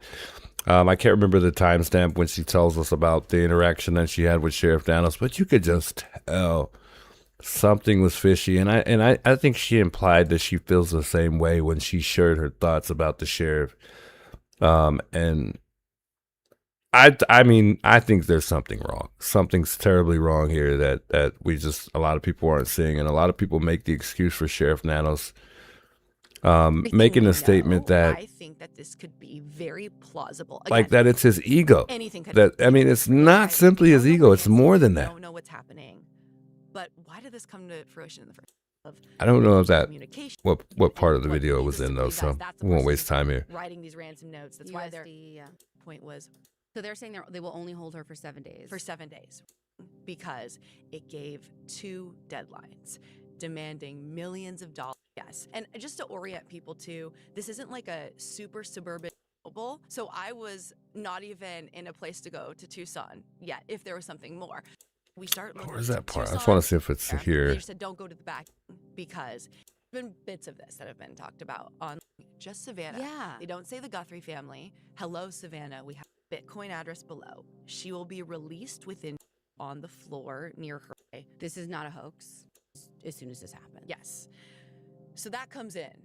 And at first, they gave that to the FBI, to the authorities, to the Pima County Sheriff's Department. And at that point, too, is kind of where we were learning what the split was between what the Pima County Sheriff's Department was handling and what the FBI was handling.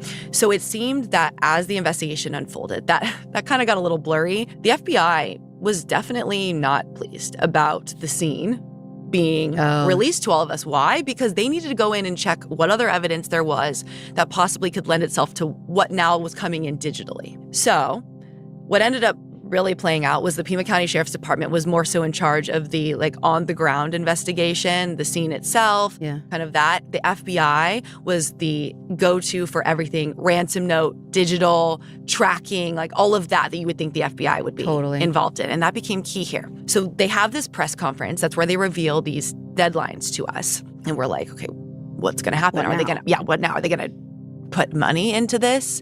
And at this point now, there's a reward that's also, please come forward for information. February 9th was that next deadline. And then February 10th is the most pivotal day in the investigation. That is when the Nest video camera was released by the FBI. So they had been going through trying to mine what they could that was on that camera. Shane and I were heading down to Tucson because we had gotten a tip, an insider saying, hey, the FBI is going to release this.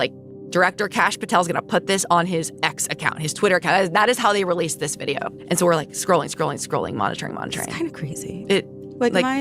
I know. Okay. So this is the girl who released the first, she was first to release the actual word for word, every bit of what the ransom notes actually said. And I'm glad I brought this up because, I mean, it is something we've been waiting to hear for quite some time. And finally, she just couldn't hold back anymore.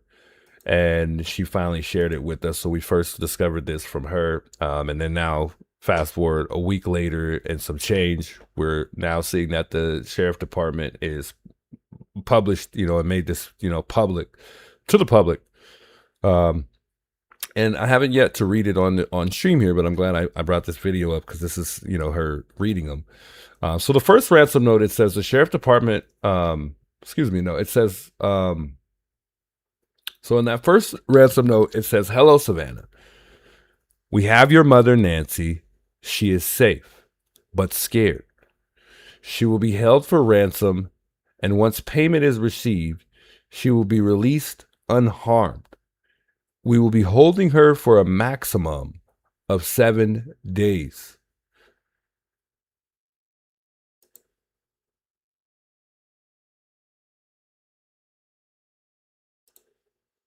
And let me see if I have the, just real quick, I want to see if I have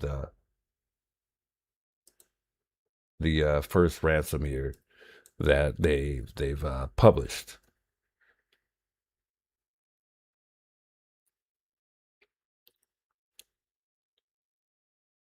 So it goes on to say you will need to send Bitcoin in the amount of 4 million USD before 5 p.m. on Thursday, the 5th. If payment is not received, the ransom will be increased to 6 million USD, which will need to be paid by 5 p.m. on Monday, the 9th. Once payment is received to the Bitcoin address below, she will be released within 12 hours of deposit to be safe drop to a safe drop locate to be dropped off to a safe drop off location back in Tucson. Then it goes on to say if a payment is not received by the last deadline on Monday the 9th at 5 p.m., she will be killed.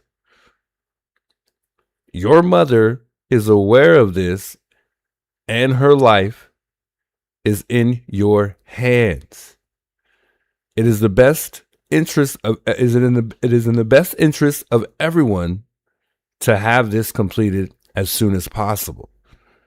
You will not be able to contact me from here on out. There will be no negotiation. Do not play games.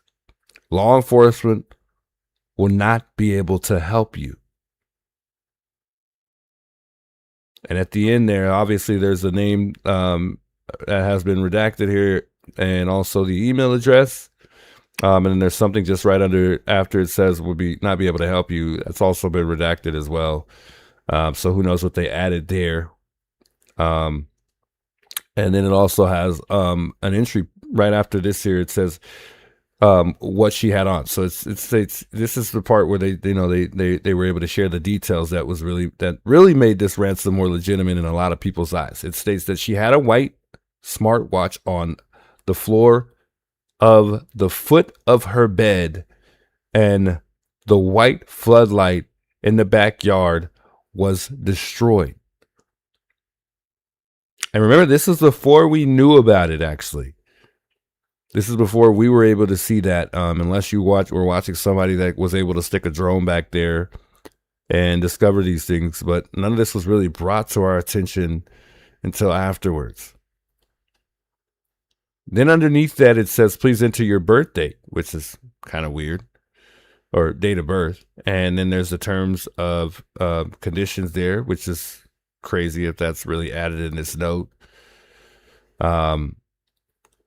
Very interesting, Chad. I don't know what you guys think about that, but I've not been really like a crazy believer when it comes to the ransom letters. I think, as I thought initially, that this was something that was simply for them to buy themselves more time, to get further away with whatever happened to Nancy, or wherever they were taking Nancy. I honestly think that releasing that address to the public might even be helpful, because you never know, somebody may know or recognize the email address. I don't know. Maybe you guys know there, what's a good reason to not release that email address to the public? Why are they withholding that information? Because obviously, of course, they're still investigating this email address, which they weren't able to track whatsoever. Otherwise, we would have somebody in cuffs and, behind bars, obviously. But I find that very interesting. And, the fact that they were able to describe not only the Apple Watch, but they described where it was found on the floor. So I'm assuming, because investigators were skeptical on whether or not this was legitimate, that watch was actually found exactly where this ransom letter says it was. Now, I'm not going to lie. I mean, this is one reason why I personally thought that there was some family involvement here, because who else better would have known this besides the family?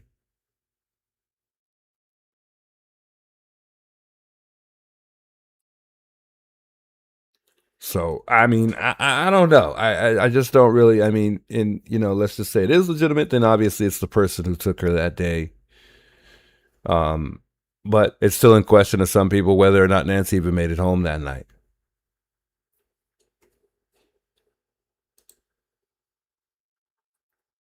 And mind you, this is literally a day after Nancy was taken. It wasn't on the same exact day. It was the day after. It says, in between the 2nd of February and the 5th. And that's pretty much that first deadline. And then obviously from that point, they had until the 9th. And it rose at that point. The Bitcoin rose up from that 4 million to $6 million. But this is a day after. So that first note literally was addressed to Savannah. They demanded the 4 million in Bitcoin, rising to 6 million if late. They threatened that Nancy would be killed if the deadline weren't met. And then they also warned, the Guthrie family, or really Savannah alone, because it didn't really specify family, that, whatever, pretty much contact law enforcement if you want to, but they're not going to be able to do anything for you. They're not going to be able to help you at all.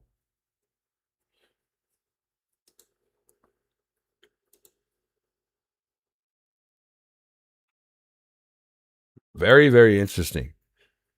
So February 6th comes around. And remember, Savannah had, a plea when her and the family got together. And then they kind of said something to whoever this person is who wrote this letter. February 6th came.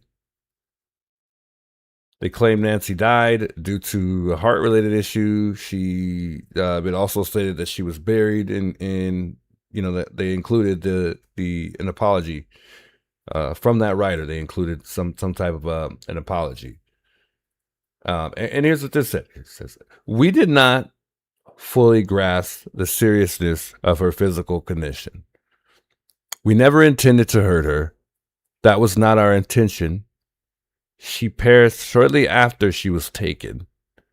We believe it was heart-related. She is buried in nature now. Nothing you could have done could have changed the outcome. We want your family to know this and hope you all can find peace. We are truly sorry." So sad. And it's crazy to me because, again, it goes back to someone really, really knowing the family, or it being family related. And to me, whoever, who's more better than the family to put this letter together? And I honestly, guys, in my opinion, I think that this letter, both of the two, especially that second one,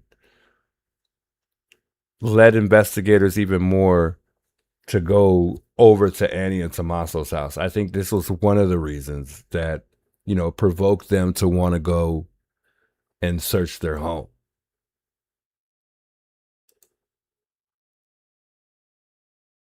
But who better could have written this, than the family, or somebody in the family. I would assume amongst friends that they would be able to, divvy through the friends to kind of have their eye on a specific friend that could be responsible for this.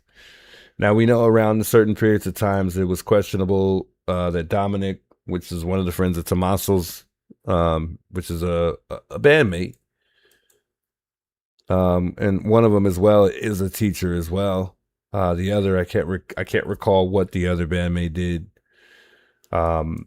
But again, I mean, all of these guys' faces have certain features that they share with the perp, which was very confusing in the beginning because they all look like they could possibly be the perp.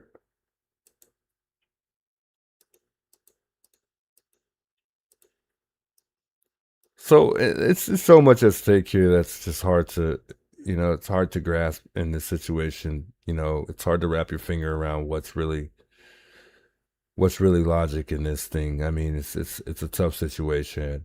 I mean, and then it really raised my suspicion when I saw this picture too. It's like, why are they covering their face? We already know what you look like. We already know what kind of car you drive. We already know what, we know. So, what the whole cover up ordeal is, or them hiding their face, I don't know.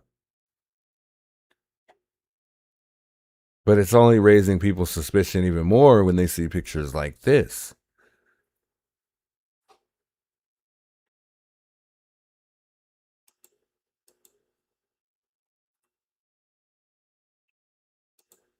Very interesting. Very, very interesting. That letter is scary. When you read that letter and think about that letter, it is almost like it's definitely taunting in a sense, for sure. Definitely gets you thinking. It definitely gets you start question things like, how did they know this? Like, how did they know about this floodlight? How did they know that Nancy had heart issues? Who in the family close? And to me, that could narrow it down. Like, I would go through all the people. I would first of all get that statement from the family and ask them, who in the family that you've spoken to knows that Nancy has a heart disease. And then you go through all of those people to see if anything adds up. And I'm hoping that the investigators did that. But who all in the families knows that Nancy has heart trouble? Okay, it's not too many people. Okay, well, that narrows it down to just the family knowing, okay, this lady had heart diseases. Otherwise, whenever she was kidnapped, she made sure she told this to the kidnapper. But she's panicking. I mean, she's worried about her life. I don't know if somebody's going to say that to a kidnapper. And it doesn't seem like maybe not even 24 hours. Well, it was days. Okay, it was days when they shared that they knew she had a heart issue. It had been days at that point. So, yeah, I mean, I guess there would have been enough time to figure that out. Just kind of trying to think things through here. I don't know. It's hard to say. I mean, I just truly think what better person would know this type of information besides a family or somebody that is a close relative or a close to a relative, in other words. It's hard to say, folks. It really is. And it's just so bothering because you would think that they would be able to narrow this type of stuff down. But we've failed. We've failed to get to the bottom of this. The community doesn't seem like they care in Tucson. The neighborhood definitely doesn't care. They just want to move on and go back to their normal, beautiful lives. The neighbors seemed like they cared for a couple weeks and then they wanted to move on. That's bothering. That is bothering. So Brian Enton is somebody who's wanted to get an interview with the sheriff for quite some time. He's actually, I don't know if he's actually currently still here, but he was here. And he did come out and make a statement in regards to the fact that he's yet to get an interview with him. So I want to roll this clip before we move on here. Item of DNA that was mixed and was presenting some challenges for the DNA analysts that have been trying to figure out who that DNA belongs to. So a couple updates there. First of all, with the hair, and I got this from a source close to the investigation, and others have been reporting this too. The sheriff actually said it in several interviews. The sheriff hasn't done an interview with me, but I do have another source who also confirmed it, that they have finished the testing on the hair that was found inside Nancy's house, and that it does not point to a suspect, that they haven't been able to connect that hair to any kind of suspect. Now, remember, it was a rootless hair, which is more challenging than a hair with a root. Like if you pull the hair out of your head and the root is still there, that is very, very rich with DNA. I've learned from all the DNA experts that I've interviewed. But when it's rootless, it's harder to analyze. It is possible to analyze, but it's a lot harder. And there's only a couple of specialists in the country, I'm told, that are really, really good at it. So it obviously took some time, but unfortunately, it's now complete, the testing on the hair, and it does not point to a suspect. So that's obviously discouraging news. A lot of people were really, really hopeful when that hair was found. Now, it doesn't mean that they can't go back and use that hair later. Like if they do find a suspect and have other evidence connecting someone to Nancy Guthrie's disappearance, they could go back and once again pull that hair and try to see if they can get anything off of it that connects to that person. But as of now, the hair is sort of pushed to the side, and they've pretty much done everything they can, I'm told, with the hair at this point. Something else new, though, that I haven't heard anyone else report, that I heard from my source, is that the genealogy is ongoing. So they're trying to, with the other piece of DNA that I was talking about that was mixed, the genealogy, the investigative genetic genealogy is ongoing. And they have made some connections with it, I'm told, but those people have been ruled out as potential suspects. I don't know. Let's not get too hopes high for the genealogy, folks. I told you guys with the hair, I knew it was not going to come back to anything. So I'm going to say the same thing applies to the genealogy. Who the other DNA connected back to, I'm just told that anyone potentially connected to it has been ruled out as a potential suspect. That testing, though, is ongoing. That investigative genetic genealogy is ongoing. And I think that there's still hope there because the technology is changing every day. It's getting better and better. Oh, and stop it, Brian. And the technology is not going to change in the course of a couple months, and then we're able to boom. Well, we just got this new technology, and we're going to be able to dig up this information now, and it's going to lead us up to Nancy. Come on, Brian Ensign. You know that's not going to happen. That's a miracle. That what he just explained is a literal miracle. That's not going to happen, folks. I'm sorry. Eventually, maybe that will lead down the path to someone new. Because remember also, with these DNA databases, they're constantly changing and evolving, and new pieces of DNA and new people are popping up in the databases. So there's still hope there. Of course, in that sense. But as of now, there's really no update on the DNA front besides the fact that the hair has not connected to anyone. And when I say no update, there is an update, but not really a positive update. And that the genealogy has apparently, from what I'm being told, been connected back to some people, but they are not, they've been ruled out as potential suspects. So let's just hope, like, as the DNA technology advances, and you guys may remember, I even interviewed CeCe Moore like a month ago, who's a DNA expert. Love her. And she explained. Remember, guys, CeCe Moore is the one who said that we would get the hair back in the course of a month. She said 2 at the most, and then 3-4 months went by, and now we're finally getting some type of result on this hair. So it took way more longer than it needed to take. As to why it took that long, I don't know. Love CeCe Moore. She's great. But she was wrong on that one. That there's even like machines coming online within the next year, new machines, new technology that could actually help with this investigation. So let's just hope that that goes somewhere. So that's the new DNA component to the Nancy Guthrie investigation. I mentioned that Sheriff Nanos has been doing interviews, and I was just in Arizona trying to get an interview with him, and unfortunately, I wasn't able to get one. He didn't respond, but he has given interviews to a lot of other people in the last couple of days, I'm guessing just because it's the 6-month mark. I saw an interview with ABC, CBS, and a bunch of the local affiliates there who have been covering the story. And Ford Hatchett, who's a reporter with ABC 15 out of Phoenix, had an interesting conversation with Sheriff Nanos where he talked about the fact that he is now saying that nobody has been ruled out when it comes to the investigation, which is slightly different than what he said in the past. And I found particularly interesting because these two men who were detained, remember there was the man in Rio Rico when I went out to that raid, and then there was the man in Tucson, not far from Nancy's house, which I'm going to get more into in a minute with the lawsuit now. So that's pretty much it with Brian Ensign. I just wanted to share that because Brian Ensign is, he's a very good reporter. All of us, we've got a lot of respect for him. We appreciate him reporting. Shouts to him. I mean, he's great. He always does a great job reporting.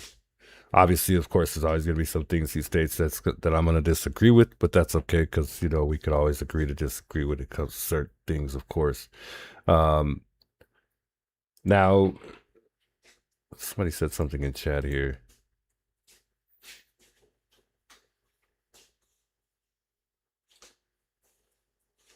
Julie says they should have taken a mat. I agree. I couldn't agree more. They definitely should have taken a mat. They should have took the whole door, for crying out loud. They should have took the entire front yard if they could. My goodness. Should have took the whole house. My goodness. I mean, they should have taken the mat though. I think that bothers a lot of people, but I mean, I always think for some reason, I don't know why I always think that they didn't take it because there were so many people walking on the mat. And it was just by far too contaminated at some point in time. I don't know why I always think that, but I mean, that doesn't mean they can't look beyond, what has been contaminated. You know what I mean? As far as kind of looking through it and, just separating it from, but then they got to obviously address all these other people that did step on the mat. Brian Ensign or, other reporters being, some of those people. So, I mean, it may be difficult for them to do that. Who knows?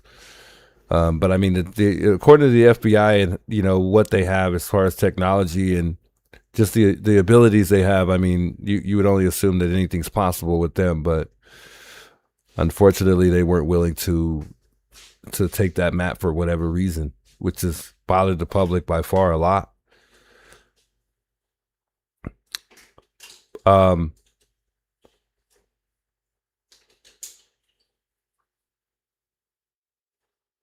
A pacemaker is used for, somebody said a pacemaker is not just for a heart disease.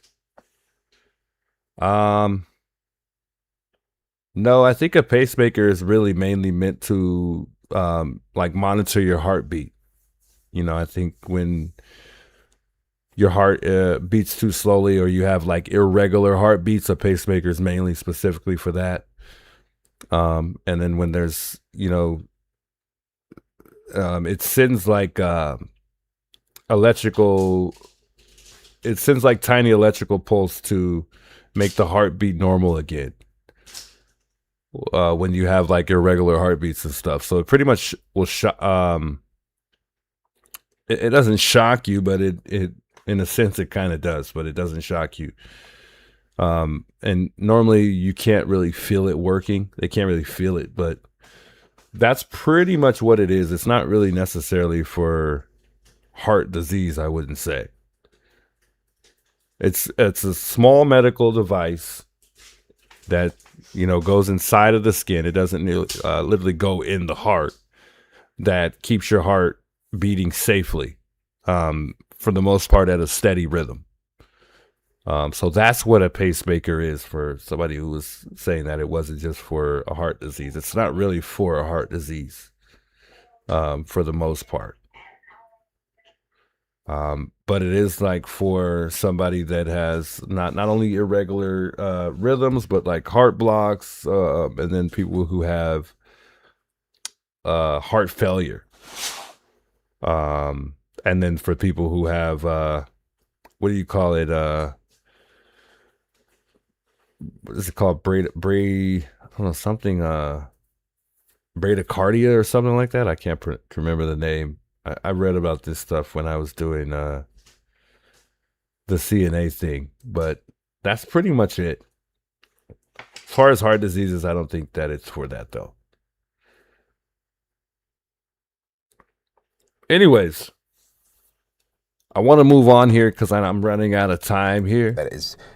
I wanted to share a little bit some things that have been trending when it comes to the Nolan Wells case, which have been some rather interesting developments. We know there's been a lot of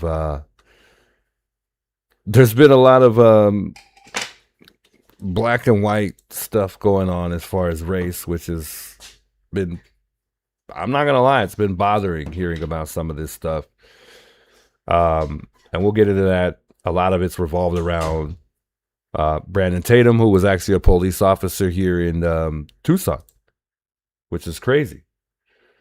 Because I didn't know that till for the longest until, you know, someone had brought that to my attention. But I didn't know Tatum was an officer here. It's crazy. I mean, I had no idea. So shouts to the person who reached out to me and told me that, you know, he was an officer here. Very interesting. Anyways. So the officials have confirmed that the Mississippi State autopsy is finished, but the results have not been made public. So it looks like they do have the autopsy report, which is rather interesting. Another thing that's interesting is they're not going to share that information until we reach a grand jury. So that tells me that this is going to be an actual case, which tells me that something did go wrong that shouldn't have went wrong. Otherwise, I don't think we would have a case here if this autopsy came back like, you know, it was a mistake. So I'm going to assume moving forward that someone killed Nolan, unfortunately, or unalived him would be the better word selection for that. But the report will be part of the evidence presented to a grand jury once the sheriff investigation is complete. So I guess we still don't really necessarily know what's to be determined here. But the private autopsy was still undetermined. The independent autopsy by the Wells family could not be determined because of the manner of the death. So citing the decomposition and the limiting factors, this means foul play cannot be ruled in or out based on the private exam alone. We had the new audio just the other day, which has conflicted a lot of things, of course, amongst what the friends are telling us, and the girl who supposedly Nolan was staying back with on the island. Because in the background in that audio, we were hearing that somebody was saying, "Is he dead? Wake up." I still don't know if, you know, this audio is legitimate or not, or somebody, doctored this or whatever. I don't know. It's questionable to me because initially when we first got the audio, none of that was in there. So all of a sudden somebody puts out the audio again, and then there's this missing part all of a sudden in the audio. So that's what's kind of suspicious to me with the audio.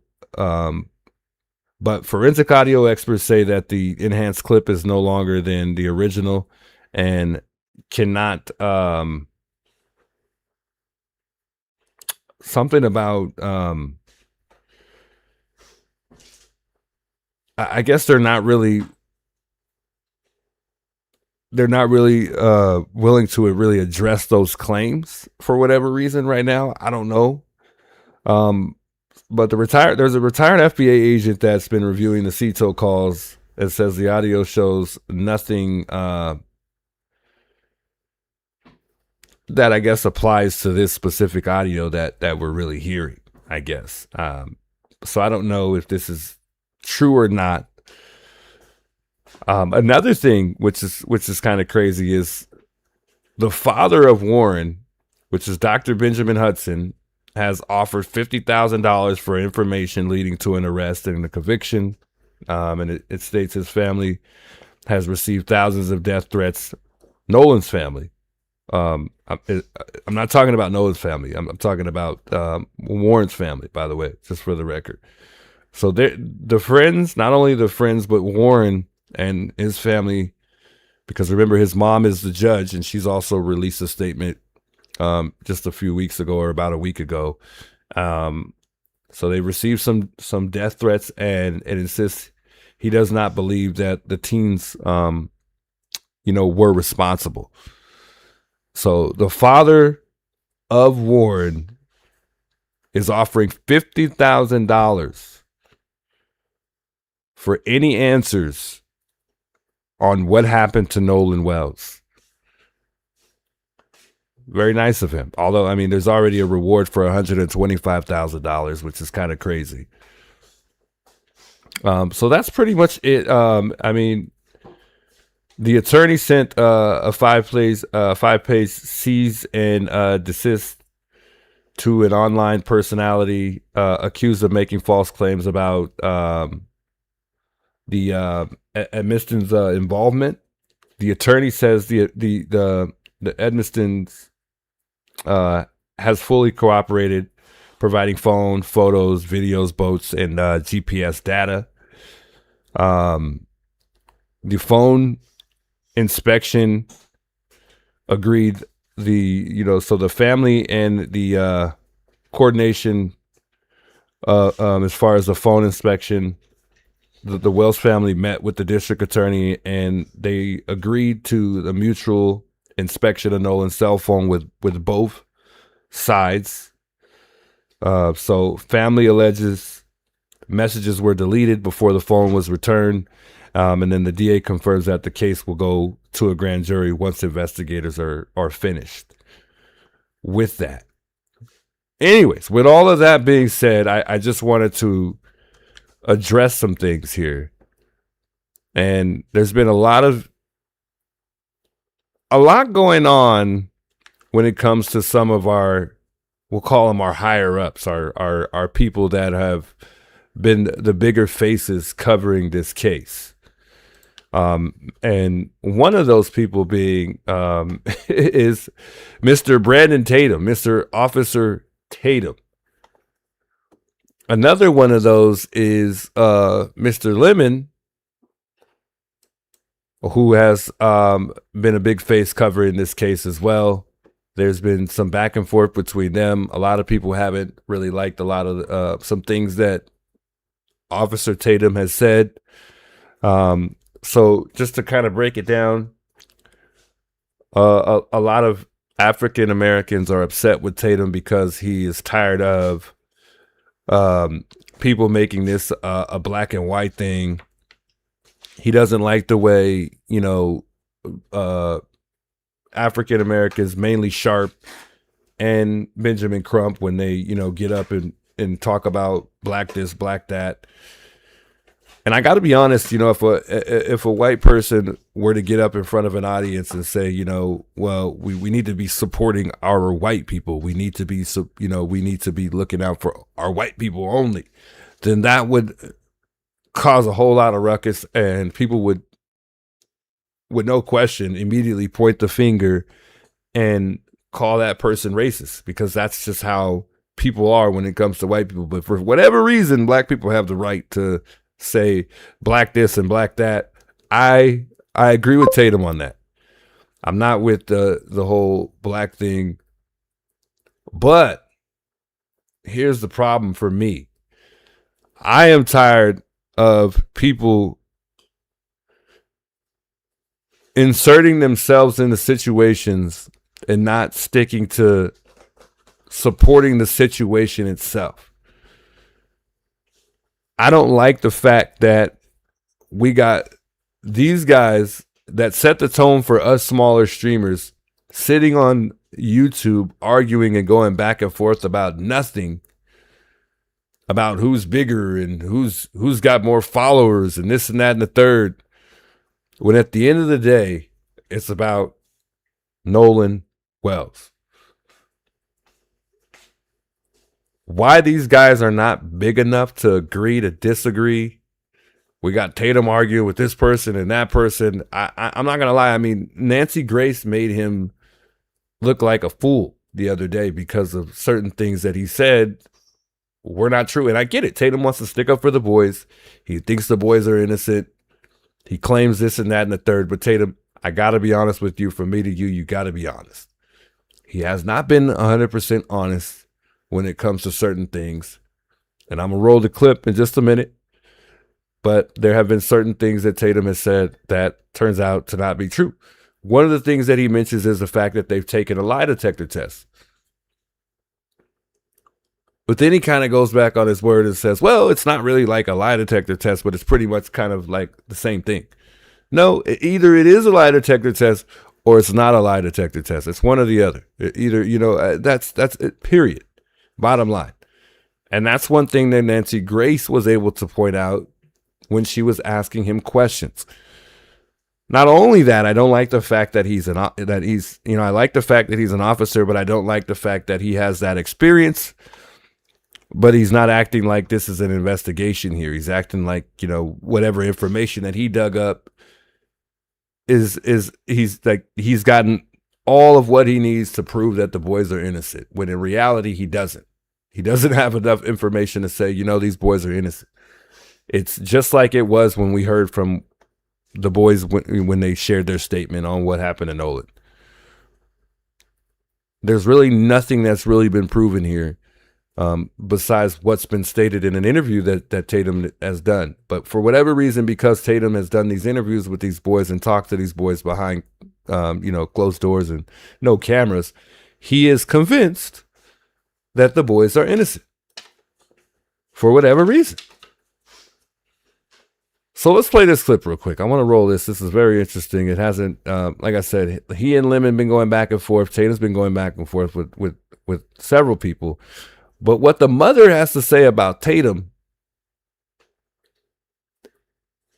is kind of crazy. I mean, she didn't even want to speak about Brandon Tatum, which is rather interesting, but I mean, it's also understandable. Let's roll this real quick. Audio. But let's get into the first topic. And I need to clarify this, or not clarify. I just want to establish this, because in my mind, let me tell you guys this. I'm thinking of my cousin and my mama and my auntie and them watching this stuff and watching these people talk about me. And I feel like it's more of the lies that are put out there versus what the truth is. Let me just real quickly debunk a few things and let you guys know how I even got involved in this in the first place. And I'm going to demand an apology for some of these people who are out here lying on my name, including DL, some of these other fools, Benjamin Crump. They're all lying to you guys and being disingenuous about my position in this. First and foremost, let me show you guys evidence that I reached out to Benjamin Crump before I ever heard from Nicole, Warren, any of these people. I didn't even hear from them. I had no idea that they even wanted to talk to me. They messaged us, and I'll show you the email here in a second, but they messaged us on a communication thing. I forget what is it called? Contact form. We reached out to Benjamin Crump and them first, and they refused to talk to me. Let me show you the email. I think we got to pull it up right here. I'm gonna read it to you. It says, Dear Media Relations Team, and this is directly at press@bencrump.com. And the reason we know this is his email, because they responded to us after the 5th time, claiming that they didn't want to do any interviews, yet they went on Cuomo, and they also went on Don Lemon just recently. But let me read you what we said, and you tell me, is this reasonable, fair, and that this should be reasonable for them to at least respond to us the first 4 times. All right, this is the first thing that we said. We said, Dear Media Relations Team, I hope that you're doing well. I'm reaching out on behalf of the Officer Tatum, and this is my show director reaching out to them, reaching out on behalf of the Officer Tatum show to invite Benjamin Crump, or attorney Ben Crump, to join Brandon for a discussion regarding the Nolan Wells case. The Officer Tatum show reaches millions of viewers each month across YouTube, podcast platforms, and social media, with a combined audience of more than 3 million subscribers and followers. Given the public interest surrounding this case, we believe our audience would benefit from hearing Mr. Crump's perspective directly.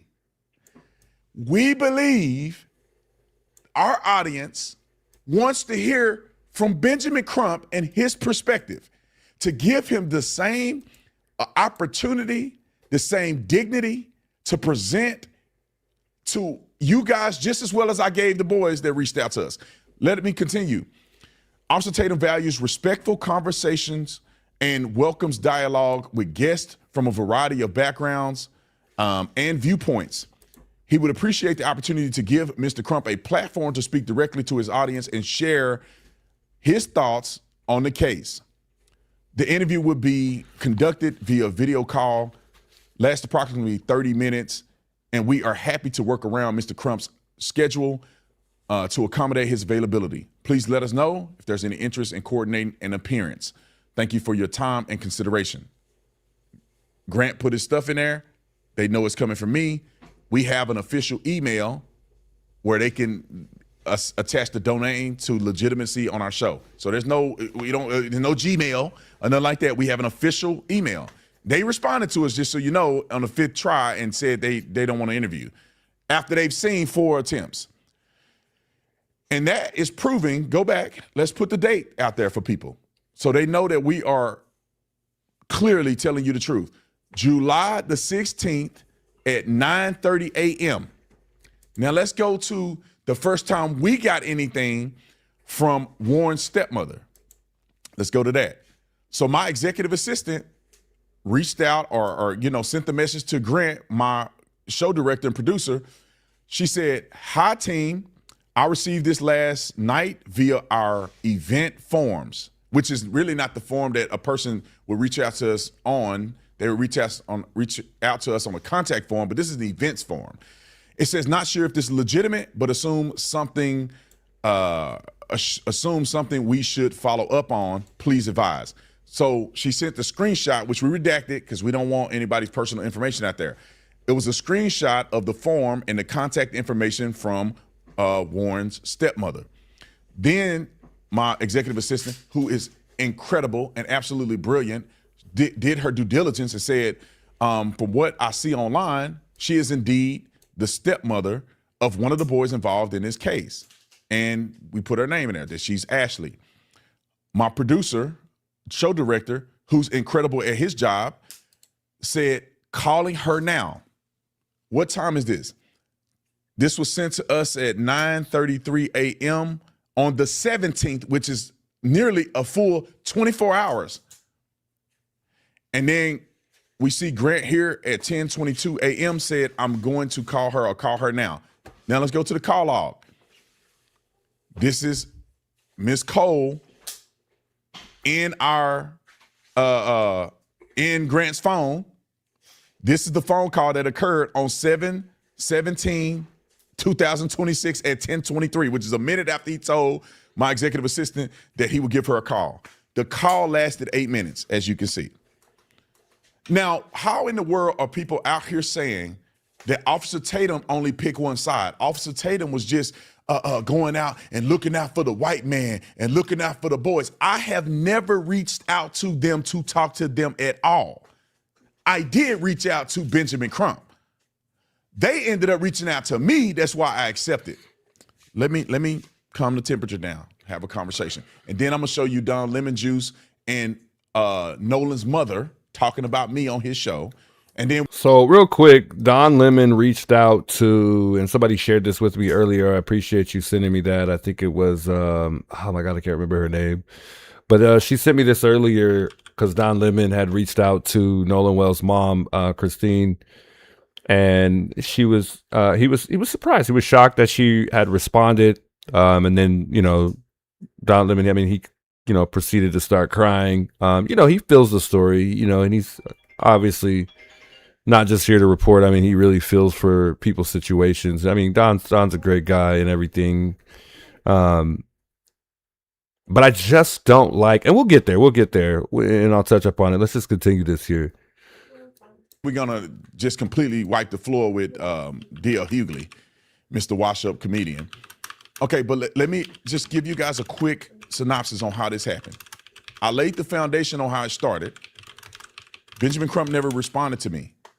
They reached out to me. I said, okay, I'll give you guys an opportunity. Let's talk. Let's, and I had to vet them and make sure that they weren't sitting there lying to me and making up stories on my platform. And they had to vet me to make sure that I'm a legitimate podcaster, that I'm going to give the boys at least credence if they're on my show telling their story.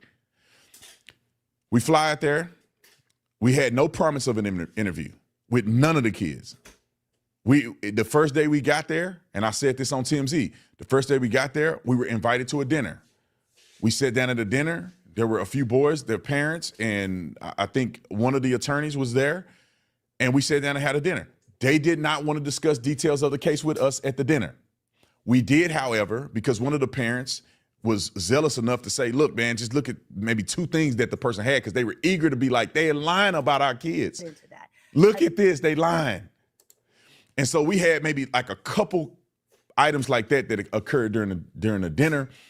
And during the dinner, and people try to act like these families are, one of the moms was crying because of what this had done to the community.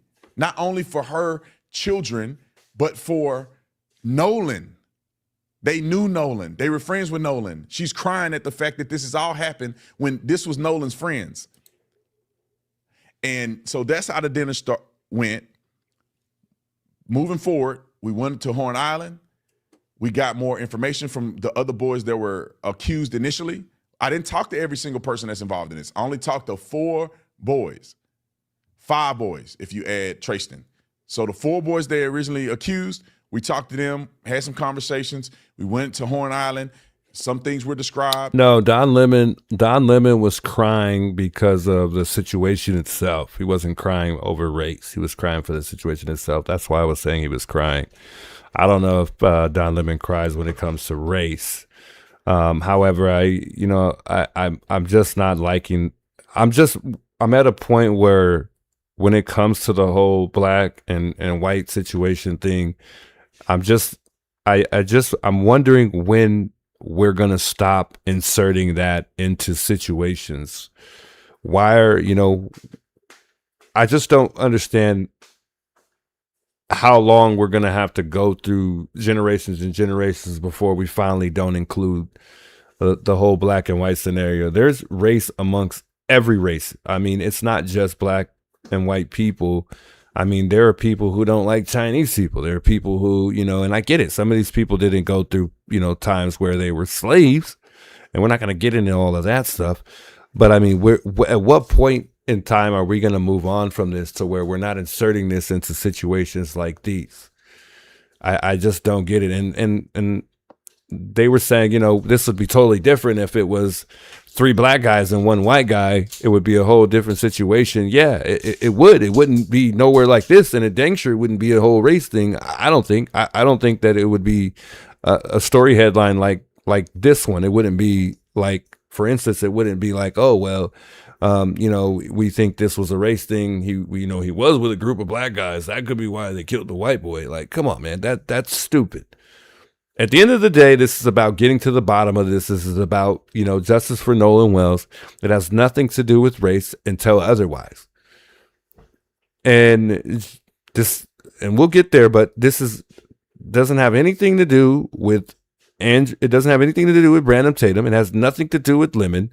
Whatever they're fighting about, whatever their disagreement is, that should all be set to the side to focus on getting to the bottom of this case. Why can't we simply disagree with one another and simply continue to move forward? These guys are 2 highly successful people behind this platform here on YouTube with millions of followers.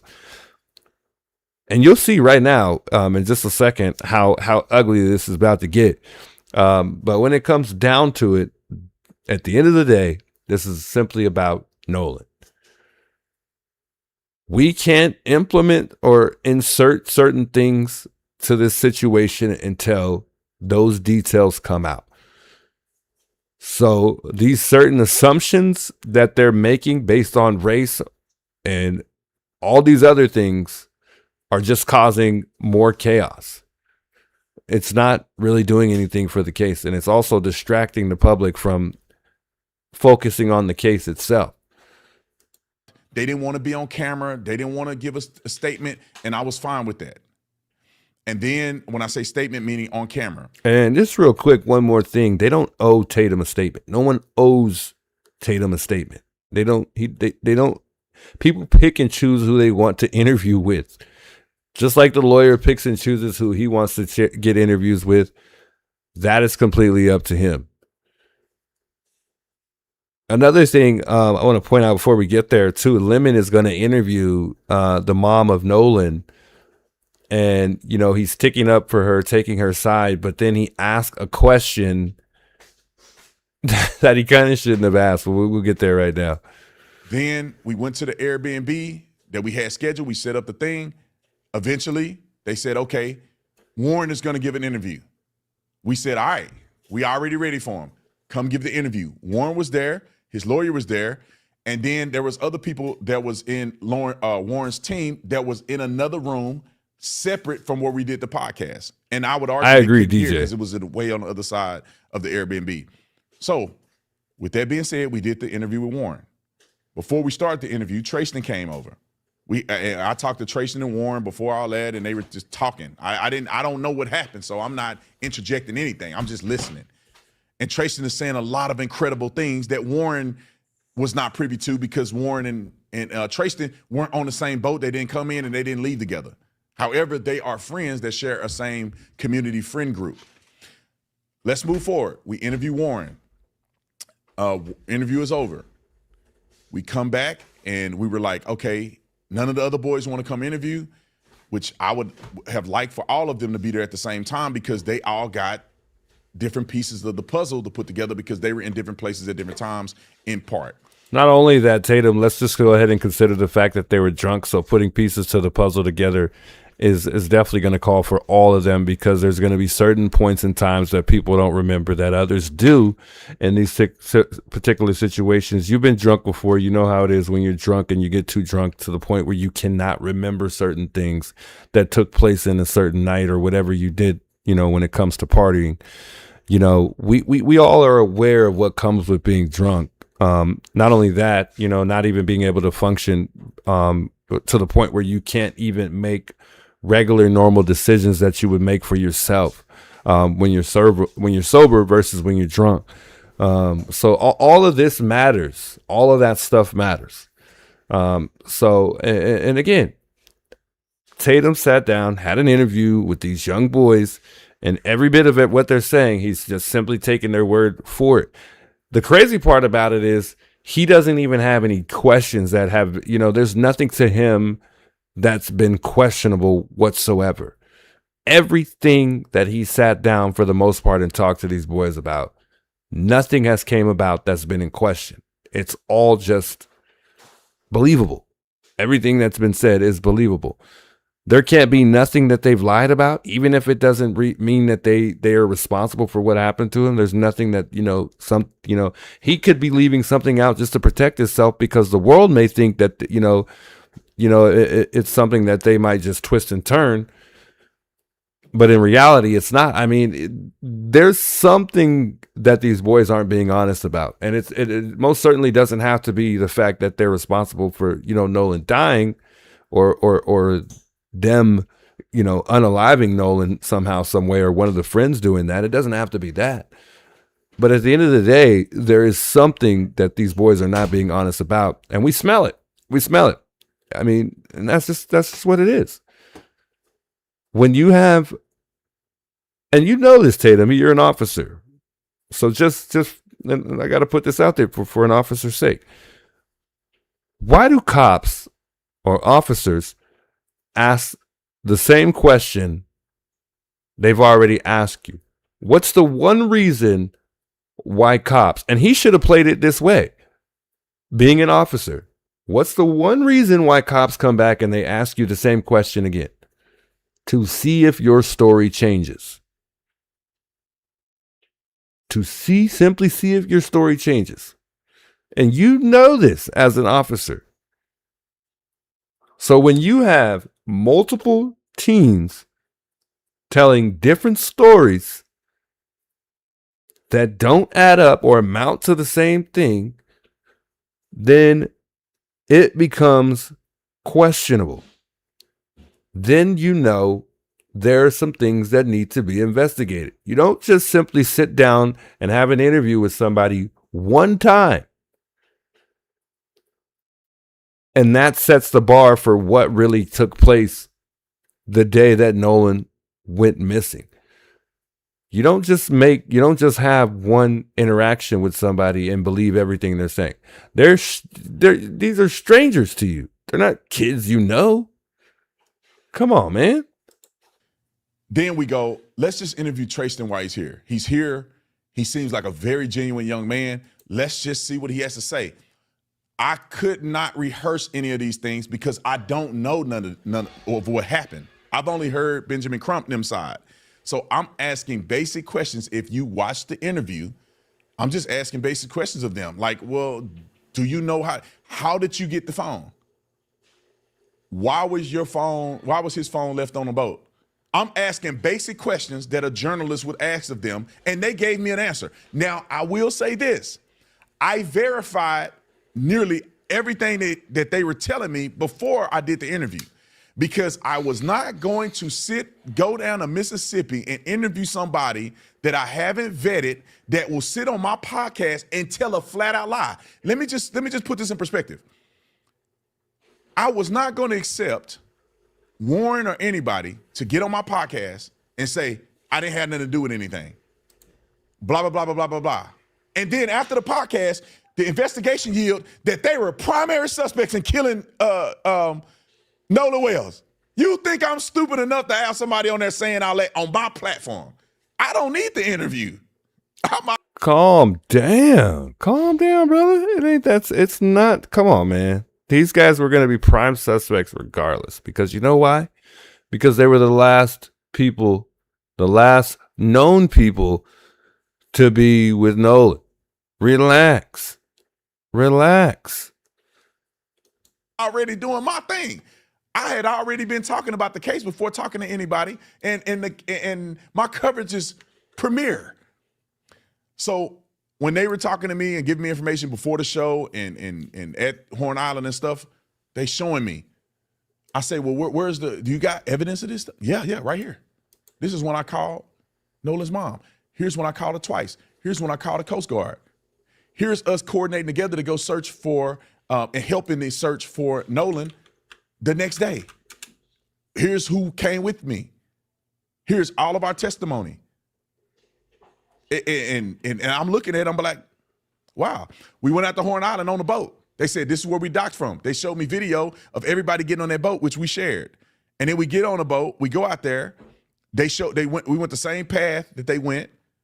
We went to Horn Island. They told me exactly where they believed they were at and what was going on. They showed me video of them there and what was going on, amateur photos or amateur video, which we shared on social media. So y'all have access to all of that, or at least most of what they had. Some things it had other people in it, we couldn't show it because they are not associated and they don't deserve to be doxxed. And then we didn't have their permission to share it.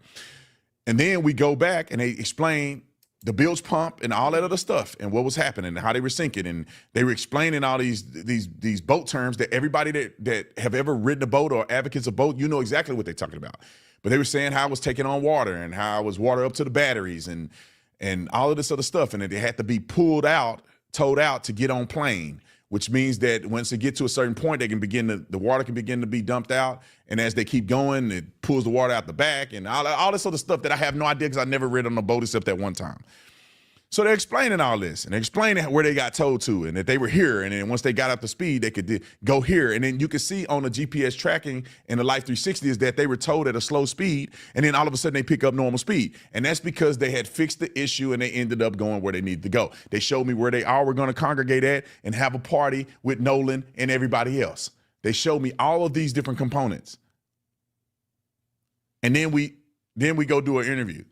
And there was nothing in the interview, I think, that caught me by surprise because they had to show evidence to a lot of the things that they were being accused of. Lawyer was sitting right there in the room. So people don't understand that aspect of it. Now, I've said enough. Let me get to Don Lemonhead. And see the disrespect as well. I mean, calling people calling him Don Lemonhead, and then he's talking crazy about Hewley. I mean, and they're all going back and forth. And I mean, especially the way Don, you'll be surprised the way Don Lemon talked about him. I mean, these guys are. Keep in mind, like I got a lot of respect for these guys, man. I truly enjoy both of these guys' channels. And either way, no matter what happens between the two, and in this case in general, let's just say, you know, either or turns out to be wrong, I'm still going to have the same respect for them. There's the situations that, you know, we're obviously in that, you know, make us confident about certain things, of course. And I respect it. I respect the fact that, you know, he's really sticking up for these boys. You know, I respect everything that he's doing, you know, on this platform regardless. But at the end of the day, I mean, again, and just to remind, you know, just for a reminder, I mean, this is about Nolan Wells. This isn't about, you know, proving a point on this platform at all in any way when it comes to our following or who's better than the other, or, you know, who's dumber or smarter when it comes to the black and white thing. And, you know, obviously between the two, there's going to be some some things amongst both that I agree and disagree with both ways. And I've already stated that, so I don't need to state that again. But again, I mean, these guys are looking really childish right now, and whatever they got going on, and with anybody else that Tatum has issues with, he needs to stop. Focus on Nolan. Focus on whatever you're presenting behind your story, and leave it at that. But here we go. Nolan's mother. I'm gonna be respectful to his mama. But I do have criticisms. When you watch this video, you're gonna see why I have criticisms. Roll the clip. When you talk about all the things that have been spread, there is this officer, I hate mentioning his name, a former officer who is a far right wing, who's been doing the interviews and has been saying, go ahead. Yeah, I'm not even going to comment on Brandon Tatum. No. Time out. Wow. Do you guys find that much love, Ali, for the jewels? Interesting that Don Lemon said, I'm not going to mention his name. Fair enough. If you don't want to give a person publicity, if you don't believe they're legitimate, you won't say the person's name. He said, I'm not going to say his name is this officer, right? Then mom gets on, and you would think she would say, I'm not talking about that dude. He's irrelevant. He's not worth my time. I'm not talking about this guy you talking about either. Why would she say Brandon Tatum? She put my full name out there. And in my personal opinion, she wants people who hate me to come out and know who I am and search me and do all that other stuff, but refuse to address specific things that they're saying that I'm saying. No, I don't think that's most And they certainly. have never addressed. That's most certainly not why she mentioned your name. I think the reason why she mentioned Brandon Tatum's name was the fact that she just wants the world to know that she's watching and she knows exactly what's going on. Simply, I don't think it's because of, you know, her trying to, you know, make, you know, him look like a complete idiot in any way, or, you know, I think she's pretty much stating the fact that she doesn't agree with what you've been doing. You know, as far as certain things that you said. But other than that, I don't think, you know, she's trying to do what Tatum thinks she's trying to do. That's a little over exaggerated to me, at least. Some of the things that the boys have said. You have not heard them address the phone thing. You have not addressed them because Warren said that he told Nolan's mother that he had the cell phone and the keys. They have not said that he lied about it. They won't even talk about it. It came up on Chris Cuomo, and you guys will see that shortly. It came up on Chris Cuomo, and they pivoted. They didn't even address what Cuomo said. They just pivoted to something else. All right, continue. I respect that. And that's the right answer for everybody, I believe. And I feel like, you know, because I mentioned him, I'm like, why did I even mention him? Because he doesn't deserve a platform. No, he does not. And So she agreed with that. I mean, that is so disrespectful for her to even agree with that comment. I have to agree that is not right. I mean, I don't know what he's done so bad to the point where he doesn't deserve a platform. I mean, I'm pretty sure he worked hard to get where he's at. And I mean, there's a lot more crazier things that I'm sure that Christine has to deal with rather than this, but I don't know about as far as him not deserving to be on the platform and her agreeing with that comment, but I mean, that's just deep. That's deep to me. But anyway, we'll play back. And they pivoted. They didn't even address what Cuomo said. They just pivoted to something else. All right, continue. I respect that. And that's the right answer for everybody, I believe. And I feel like, you know, because I mentioned him, I'm like, why did I even mention him? Because he doesn't deserve a platform. No, he does not. So the Yeah, it's almost like Lorena. It's almost like they're on tour, right? It's almost like they're living their best life. I mean, you can see clearly they're in like some type of Sprinter van or some type of big RV, traveling to God knows where. But I most certainly can say, no disrespect to Nolan's mom or the family or anything like that. But I mean, I got to be transparent and I got to keep it real. I mean, I think they are enjoying a little bit of the money and enjoying the attention a little bit more than simply grieving. I mean, I know that they're grieving and they got a lot going on. I'm not going to take that from them at all, but I know they're definitely enjoying some of this money. And I truly have a lot of respect both ways, but I got to be honest. I mean, yeah, and live your life, because I mean, they did lose their son, and whatever can, if this takes their mind off of the situation itself, which nothing is, because they've lost somebody very valuable, and someone, that you don't want to lose as a parent is your children. That's the last thing you want to lose as your children. And as I've said before, your children are supposed to bury you. You don't bury them as a parent.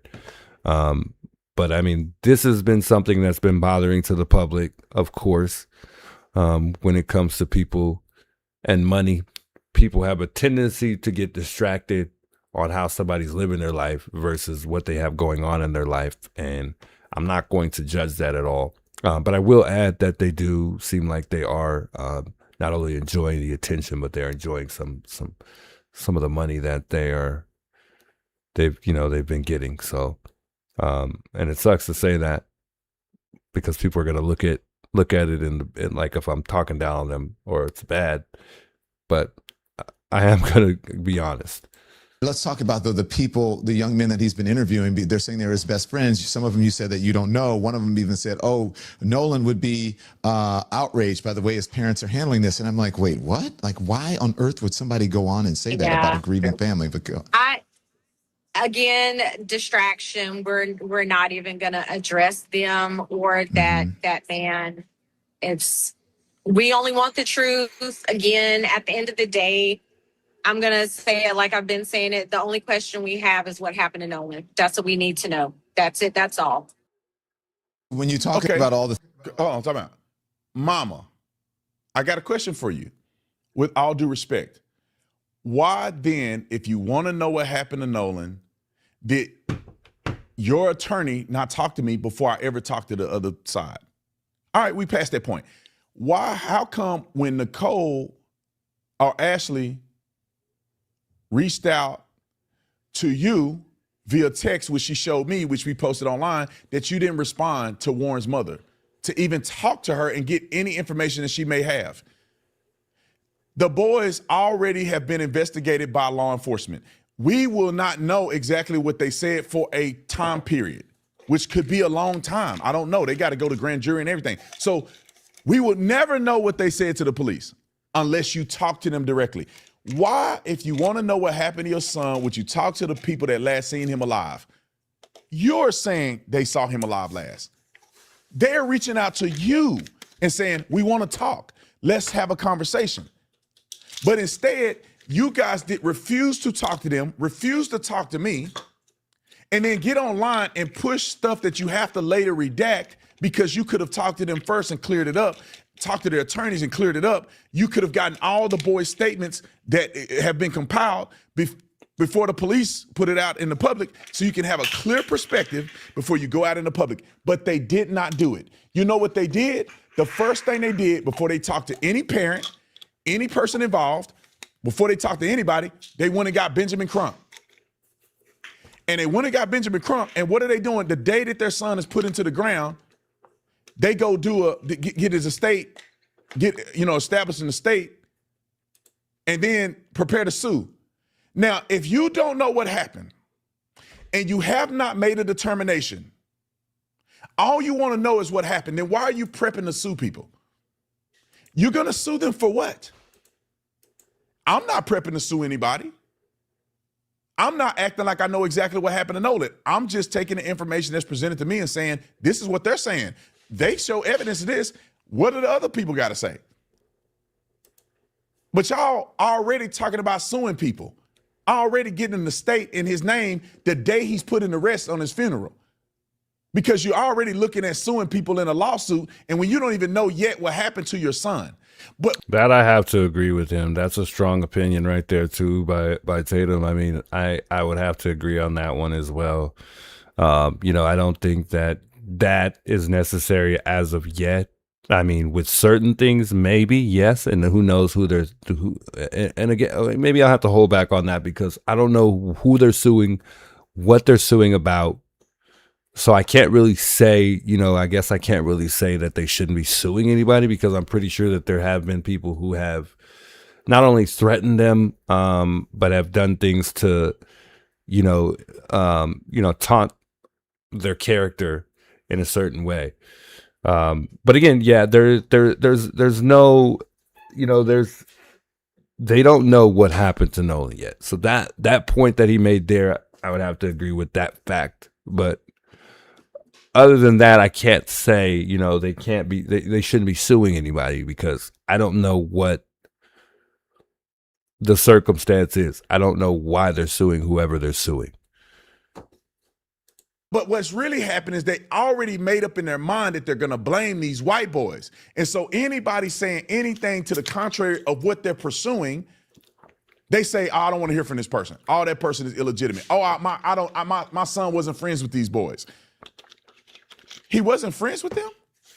Maybe you just wasn't aware that he was friends with them, but according to social media and Instagram and photos and him staying the night over their house and him leaving his car at their house and him going out to Horn Island with them, he's not their friend? Well, then who is his friend? And why wasn't he hanging out with them and not these white boys when he's at home 3 or 4 days a week? No, they all just made this up. Hey, I'm not there. I wasn't there. All right, let him finish. The father of one of the young men who's been speaking out has put up a $50,000 reward reportedly. What do you think of that, Ben or Elmore or Christine? Yeah, we are happy with anybody who wants to share the objective to get into the truth of what happened to Nolan Wells. So we applaud it and we say, yeah, let's all work together to get answers because we, as we've said continuously down limit, adamantly, somebody saw something, somebody knows something. I mean, and that's what you want, are answers. Mm-hmm. Now, if that was true, then his dad put up a $50,000 thing. Why don't you talk to him?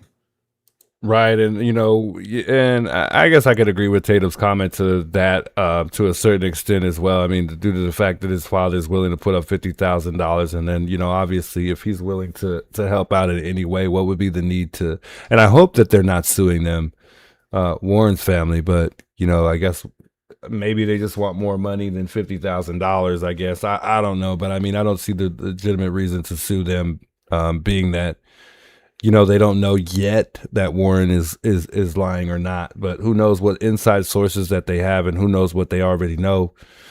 I don't know. I can't answer or say any of that because I don't know how deep the family is into this and what they know that we don't really know yet. Because I'm pretty sure that there's a lot of things that they are aware of along with the lawyer that they have, that hasn't been released to the public, but I don't know. But I to Angela's comment, I definitely could agree with that as well, but not everybody agrees the same, I guess. So somebody's going to argue that with you, of course. But she says that if I have a daughter, she said, I have a daughter who is deceased from, and my condolences, by the way. She says, from experience, I can say I would be in bed losing my mind, not online. And I think that's what bothers the public a lot is the fact that, Christine is very, very active online. She's so active online that I'm not going to lie. Like, I feel confident that I could at least get a response from her if I were to reach out, especially for somebody on Tatum's level or somebody that's on, Lemon's level. She's definitely going to acknowledge that message, whether she responds or not. And it seems like due to the people that she's been interacting with, she's more interested in the people that, hold, you know, a bigger audience when it comes to people that are very successful on this platform. So, and you know, I don't know if it's about money. I don't know if these people are offering to pay family. I don't really know. I'm not going to touch up on that and say that, you know, they're just trying to run up the bag as much as they can when it comes to, you know, making money off of their lost son. I'm not going to say any of that. I don't know any of that. If I did, I would say it, because I'm a very straightforward and blunt guy. I get the fact that I have the respect due to the fact that they're grieving and they have something going on, but just because they have somebody going on, or something going on, and they've lost somebody, does not mean that I'm going to hold back from being honest when there's something that's really going on that's true. I understand and respect the fact that people want to be respectful because of these people, because of the mother grieving, and you know, they've lost somebody here. But keep in mind, they're not the only people who have lost their son. They are the closest person to their son, yes, but there are friends and other families who have been impacted by the situation as well. And again, you know, this is Nolan that we're trying to figure this out about. You know, this is not about Nolan's mom or father. This is about Nolan at the end of the day. So just to say that for the record here. Why don't you ring them and give them a phone call? You're saying y'all all going for no. Why don't you call the man and talk to him and see what he know? Instead of putting out fake information about his child, saying that his child must have been involved, sharing his picture all over the internet with no information, then saying that he must have gotten into a fight when the coach, Nolan's coach, said that wasn't his voice on the thing. And you can't tell me that his parents don't know that that little boat scuffle wasn't their son's voice. But yet they let Benjamin Crump put that on the internet to frame it as if these white boys must have done something to him. You want unity, but you're not talking to nobody, and you just making up lies. If you talk to these boys, if they at least attempted to talk to these boys, they'll know who was on the boat. And instead of listening to a doctored phone call with a made-up transcript, they could go and talk to each boy and say, well, what did you say then? Is that you on a thing? Okay, what did you say? Is that you? Well, what did you actually say? Is that you? What did you say? Okay. They're saying that they said this. Oh, they told this to the police. Then maybe we can chill a little bit on the accusations until we get more evidence. But that's not what they want. Roll the clip. I wasn't even going to address it, but someone said that he dropped something about me, like threatening something. I don't know what the hell he's talking about. I don't even know who this dude is. I met him at a conference. We were in a room together, and it was just bizarre. So he's talking about something I don't even know.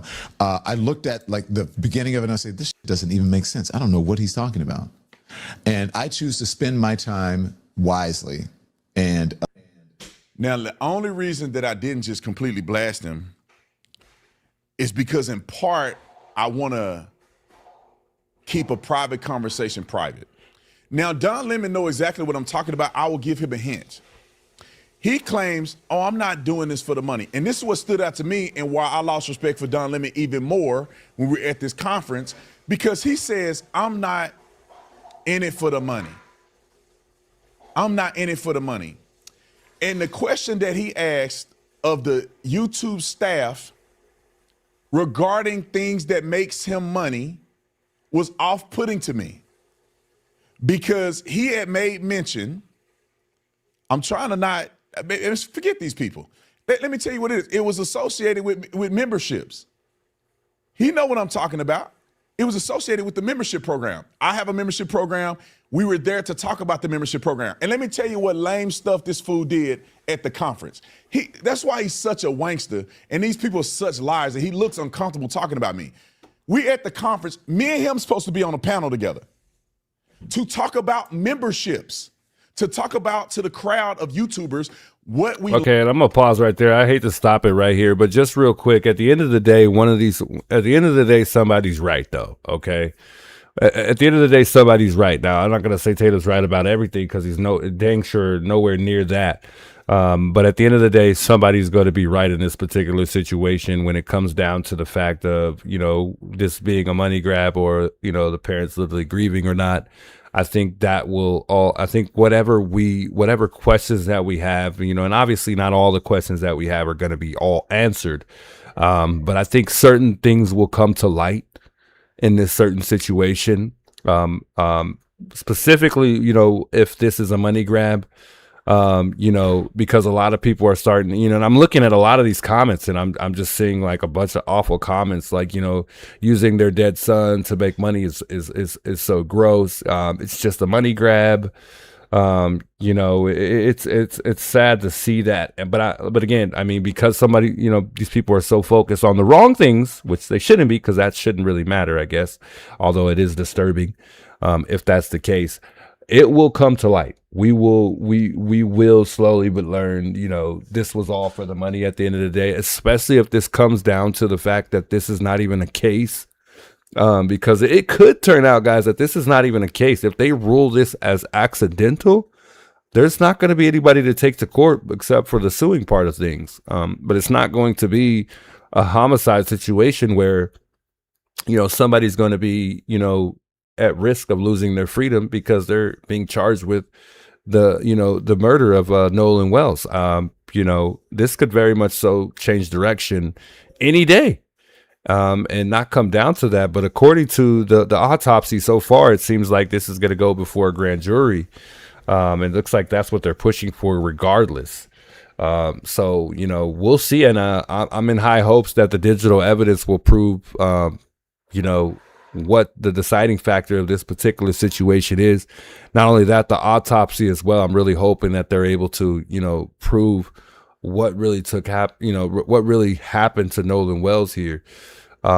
Because according to what I read earlier, it's stating that this is, you know, that they've got most of it completed, that this is going to go before a grand jury when they present this evidence. So, I mean, it seems like this might just be going before a grand jury regardless, which tells me that they do got something that revolves around actual murder that took place here.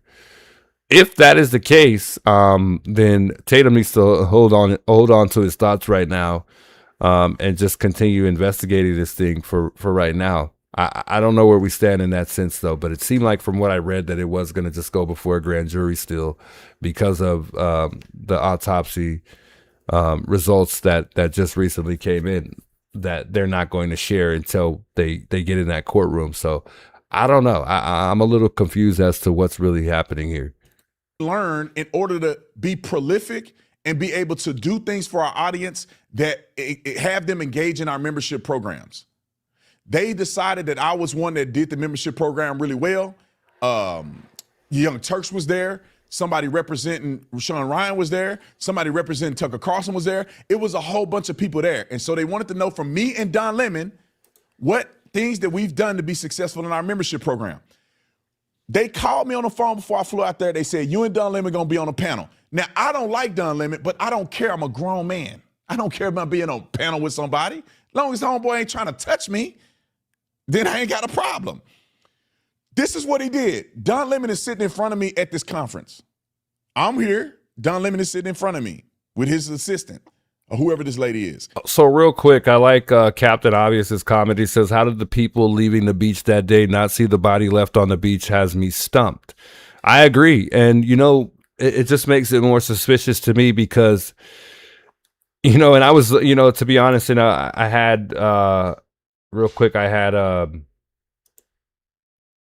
what's it called? I had Copilot make me a, you know, just a image of the timeline with the boat. And it kind of just shows the boat like midway on its way to return to the main. And I don't know if that's really the actual spot that the boat was having trouble in. I don't think it was, because from what we heard on the audio call, the boat was having trouble at, you know, on, you know, actually Horn Island. However, if that's not the case and they were somewhere, let's just say they were where that boat was at, then it would make it more difficult for them to see something happening with somebody who is passed out, or let's just say Nolan was thrown into the water. It'd be, you know, chances would be less likely that, you know, they would see, you know, somebody being thrown into the water, if that were the case. But, you know, just going back to what, you know, Captain Obvious was saying, you know, if that was the case, you know, why didn't anybody, why wouldn't anybody see anything? Like somebody knows something, which is what the lawyer keeps implementing, is that, somebody does know something, somebody saw something. How is it that somebody doesn't know what took place here? Not only that, let's just say, which doesn't make any sense to me, let's just say that Nolan was left behind, and, due to, a lot of people seem like they understand not only certain parts of Horn Island that you don't want to be in, and a lot of people have said that northern end picks up the most when it comes to currents, and reports say that those currents that come through get up from anywhere from 12 to 20 feet. But let's just say Nolan decided to stay on this island, and let's just say he was there until 11 at night, 10 at night, where it gets really dangerous and it's very difficult to see out there due to lack of lighting, because I don't think there's any of that. Why wouldn't anybody offer him to say, hey, come on, let's go? Why wouldn't anybody say, this is what makes it even more interesting here, why wouldn't anybody say, hey, yeah, there's a guy here on the island, he's by himself here, he seems to be stumbling around, I'm not too sure who he's with, we asked him, he doesn't remember, he's very intoxicated, nothing, no reports of anything at all. There's just this lingering black guy on the island wandering around without anybody. Mind you, Katie's left, the friends have left, everybody's gone, right? So somebody's still on that island. Otherwise, we have to assume that Nolan was the last person on this island, and at some point in time he was there by himself and he stayed a little bit too long, and then obviously if he died on this island, then I'm assuming that, at some point in time, Nolan must have just, got washed up by water, fell into the water, and boom, that was it. Or I guess he somehow stumbled and fell into the water, being drunk or under the influence of drugs, and nobody saw a body fall into the water surrounded by thousands of people. Nope, still doesn't add up to me. So I'm thinking of all of these things surrounding thousands of people, how nobody saw anything. Nobody saw anything. So it beats me every time when I'm thinking about that. And the only conclusion that I could come down to in my head is the fact that, he had to have gotten on that boat, or he had to get in somebody's boat, because to me, it seems like he was thrown into the water at some point, somewhere in that general area. Otherwise, something took place on the island and he was somehow thrown into the water or left on that island because something took place. Otherwise, if nothing took place, the only thing that happened was he was there for a very long time, and due to the drugs and well, maybe intoxication, he eventually somehow, some way passed out, or something happened with the drugs that caused him to just simply, go unconscious, because otherwise there's no other way that he ended up in the water. So to me, it's only one or two things as far as how he ended up in the water. Either he passed out on that island, and then the water somehow brushed him off of that island, and then he, somehow sunk, and then eventually he came back up.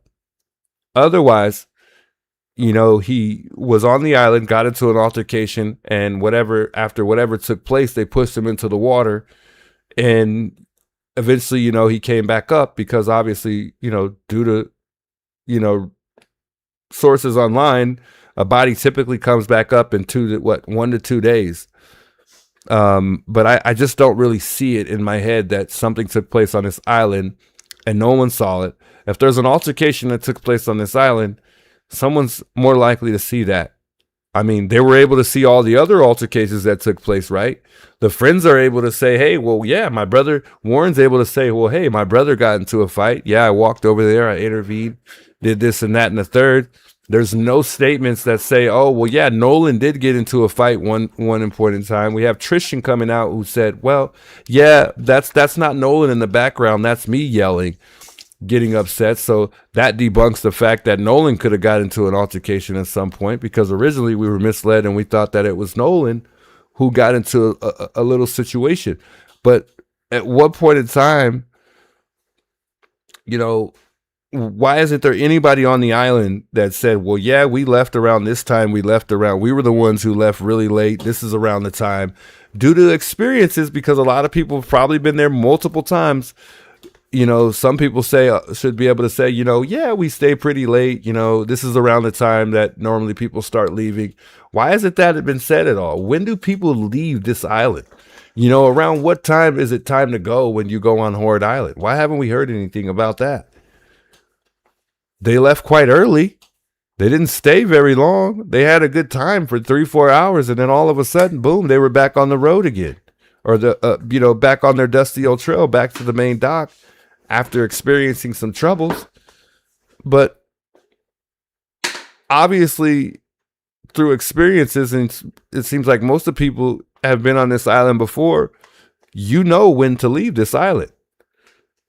I'll look it up. Let's continue this video real quick. I'll see what times do you leave Horde Island? Like, when are the times that currents just erupt that you don't want to be on this island at? They already explained one specific side of the island, which was the northern end of the island. So obviously we got to know that there's specific times that you shouldn't be on this island. I mean, people aren't staying all night from what I see. I don't know. With a mask on. She had a mask on. You like, what the, man, what do you got a mask? All right, so anyway, our segment is getting ready to come up. Don Lemon walks out of the room.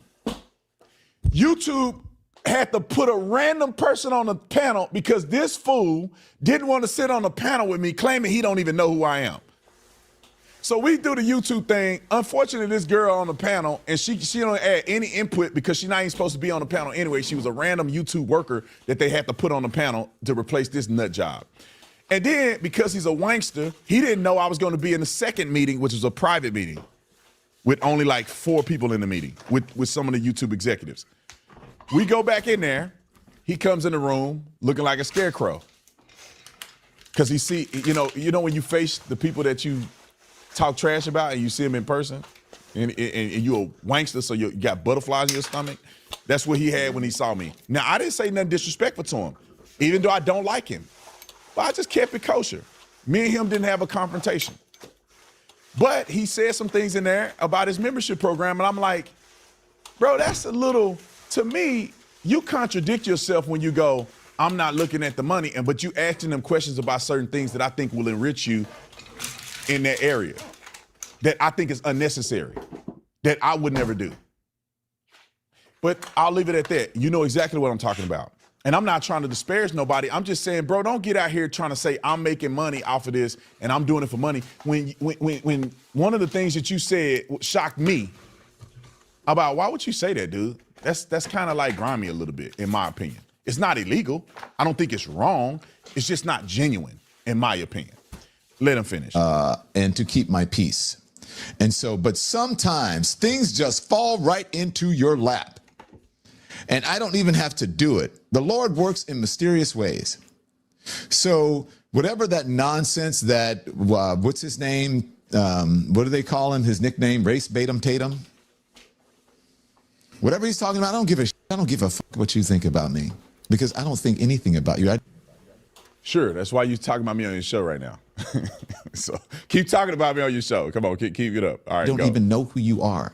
I didn't know who you were until they said, are you okay with this? And I was like, sure. And then I looked, I was like, oh, this dude, I've never seen him, but wow. So I don't even know who you are. And so what I'm going to let my friend, by the way, who I'm going on tour with, D.L. Hughley, speak for not only me, but for a whole lot of people. I don't even have to do the work. Sometimes you just don't have to do it. So I will let D.L. Hughley, and this is, unless there's something really offensive, I don't even know if I'm going to respond to whatever, to that. Because I believe you don't even, sometimes you shouldn't even speak people's names. You don't cast. I'm going to keep it a buck here. I'm not going to lie. I mean, both of you guys are acting like a bunch of females. Let's just keep it real. I mean, every time somebody says something about you, I thought at some point in time we become big enough on this platform to not even respond to certain stuff or not even acknowledge certain things that are brought up. To certain things that are brought up, I don't understand why everything that calls for a response. I mean, come on now. I thought we were older than this. I mean, these guys are acting like two women going at, and no disrespect to the women. I mean, but these guys are acting like a bunch of sissies, man. Like, come on, for real? You can't, yeah, all emotional. They're really moving off emotion. Like, why are we, what, come on, man. This is crazy. This is not even, it's not even that deep. This is about Nolan Wells. Why are these guys so sensitive? I mean, Jesus, it ain't that serious, guys. It's just a disagreement based on something you disagree with. So what? So what? You don't agree with it, whatever. But then it comes down to who's got more following, who's been successful more, who's developed more followers over a short period of time. This is ridiculous. This is ridiculous. And I'm ashamed and I'm disappointed in both of these two guys because at the end of the day, these guys set the tone for us smaller YouTubers. Not only that, they've brought more attention on themselves than they've brought on Nolan at this point. They need to cut it out. They need to simply cut it out. Seriously. I don't even have half or 10% of what they have. And I would not even go down this road to entertain, you know, a disagreement or something that shouldn't be said.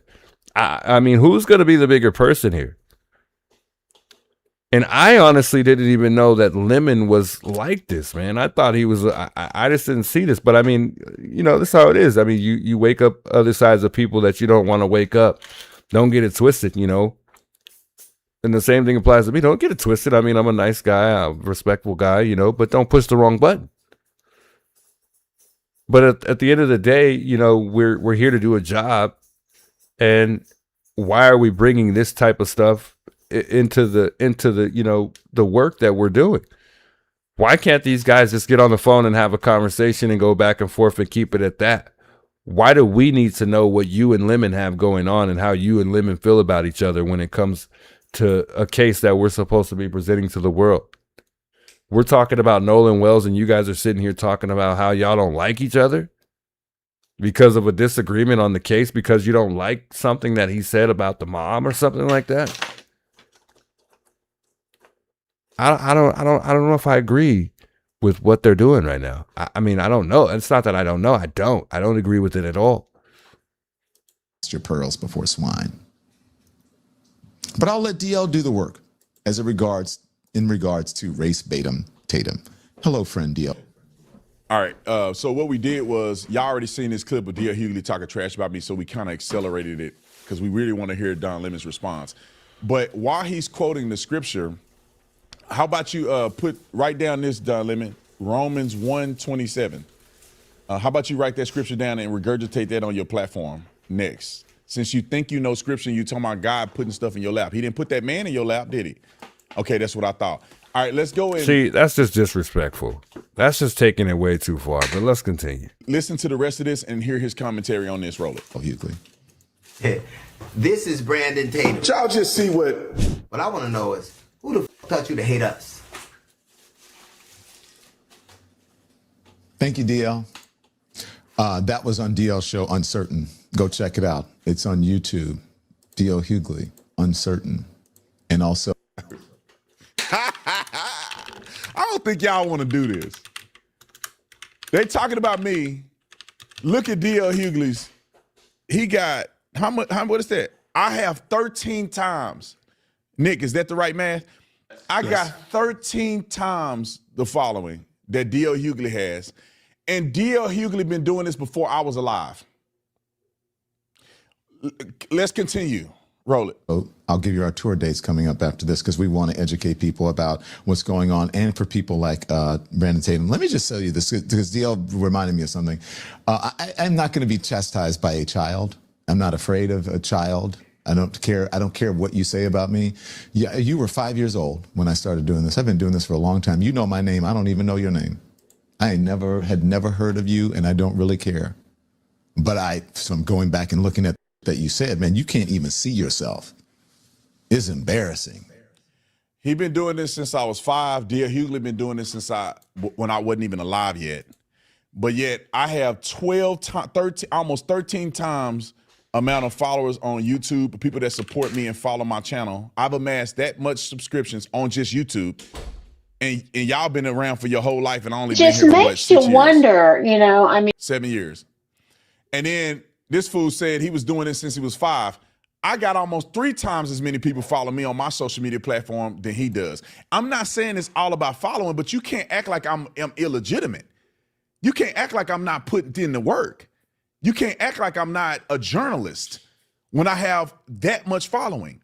We have 40 million views a month on our YouTube plus, and we got 200 million views a month on Instagram.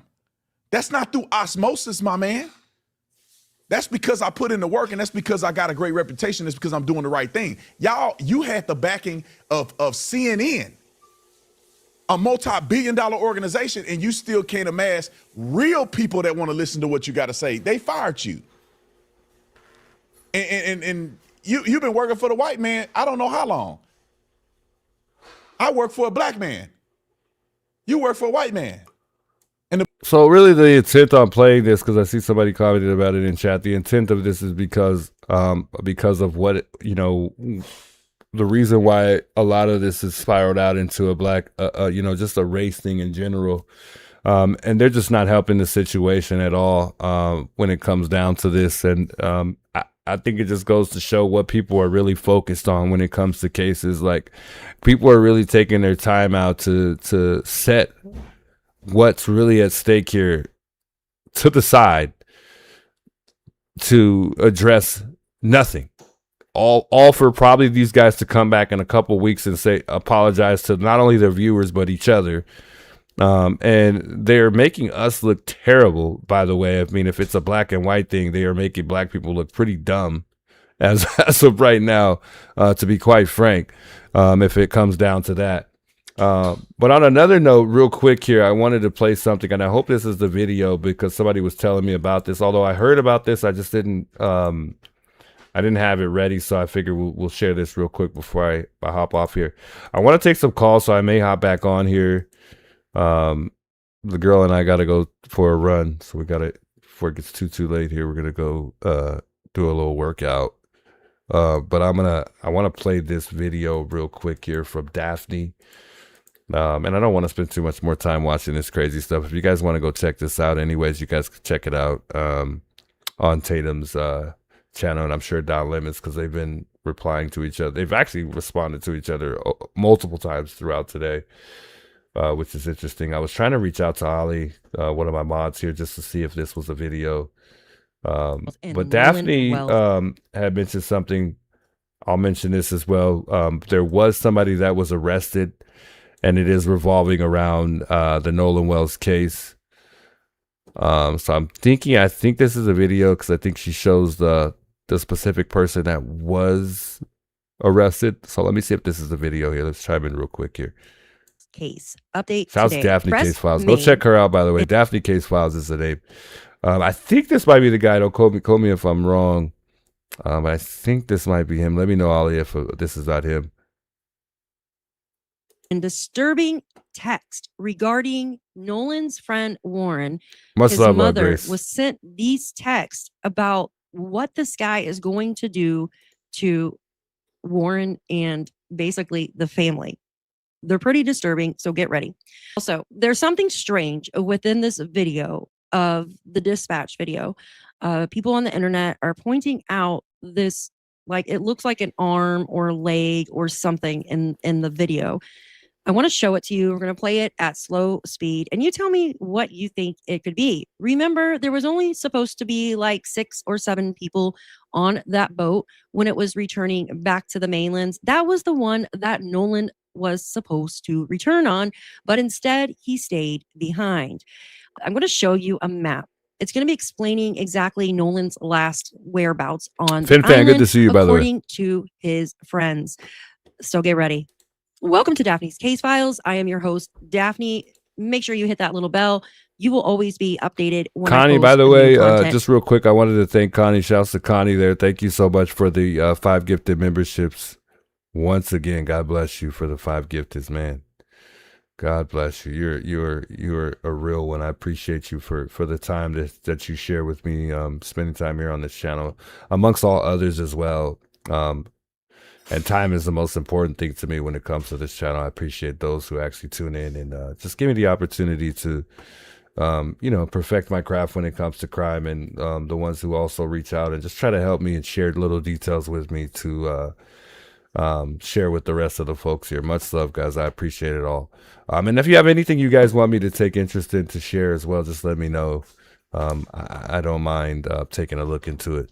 Okay, let's get started. First off, an arrest has been made, and we just heard about the family of Bart Edmondson, which was a friend to Nolan Wells. His family actually hired an attorney who will be sending out cease and desist letters pertaining to threats online. Now, there's actually been an arrest made to Nolan's other friend, Warren Hudson. So his mother is a judge there in Ocean Springs, and she was getting some really nasty emails pertaining to what this guy is going to do to her children. Look at this. No, we're only a minute into the video. It's only a minute into the video here. I don't even know if this is the actual video of the guy that was arrested or not. I think this is the one though. But Ali says I went too far. Or Ali says I went too far. I don't think so. Good evening, Cowgirl. Good to see you. Just popping in before I go to bed. Good night, Cowgirl. Thanks so much for stopping by. Yeah, I don't think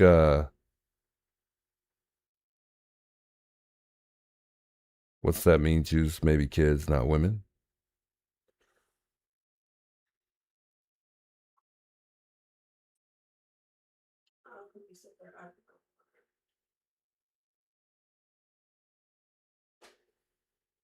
Yeah, maybe so. Well, it's because women run off emotions. That's why. Well, in general, most of them do. So that's why I made that comment. It has nothing to do with women itself, I guess. Not to disrespect women at all. But anyway, somebody says they are making black people look dumb. They're making themselves look dumb. Yeah, I agree. But I mean, just speaking of the topic itself, and they're talking, you know, about black and white. I mean, as far as helping out black people and doing this and that for black this and that black, and you know, I mean, it just doesn't. It just, to me, it looks dumb, because at the end of the day, if we're looking out for one another, that's not it. That's for sure. But anyway, if you don't want to find a way to understand what I mean, that's totally fine. I don't mind using a different comment. Somebody says, please stop saying they fight like women. That's sexist. Very sexist. Say what? Okay, I think you guys are overthinking it a bit, but that's fine. Ali, let me know if this is the correct video here. I think it's the correct video, but give me a timestamp if you don't mind. That way I could just get straight to the point here.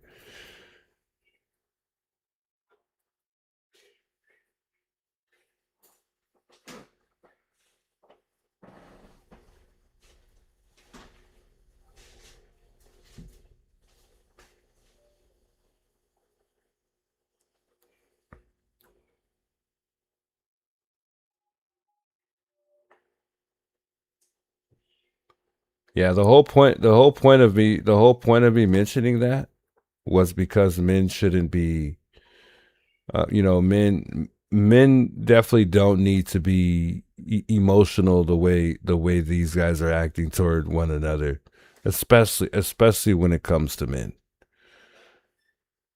There's no way that they should be acting the way they're acting right now. You know, especially when it comes to taking things. You know, they should be able to, how do I put this in words?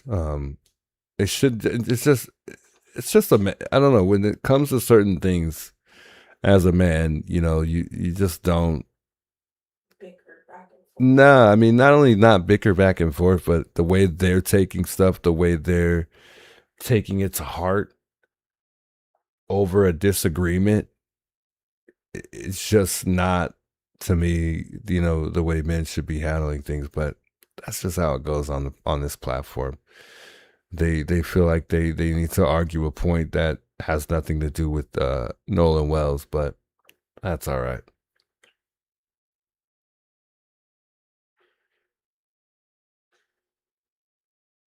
Probably better to say children. It's at the beginning, so you can press play.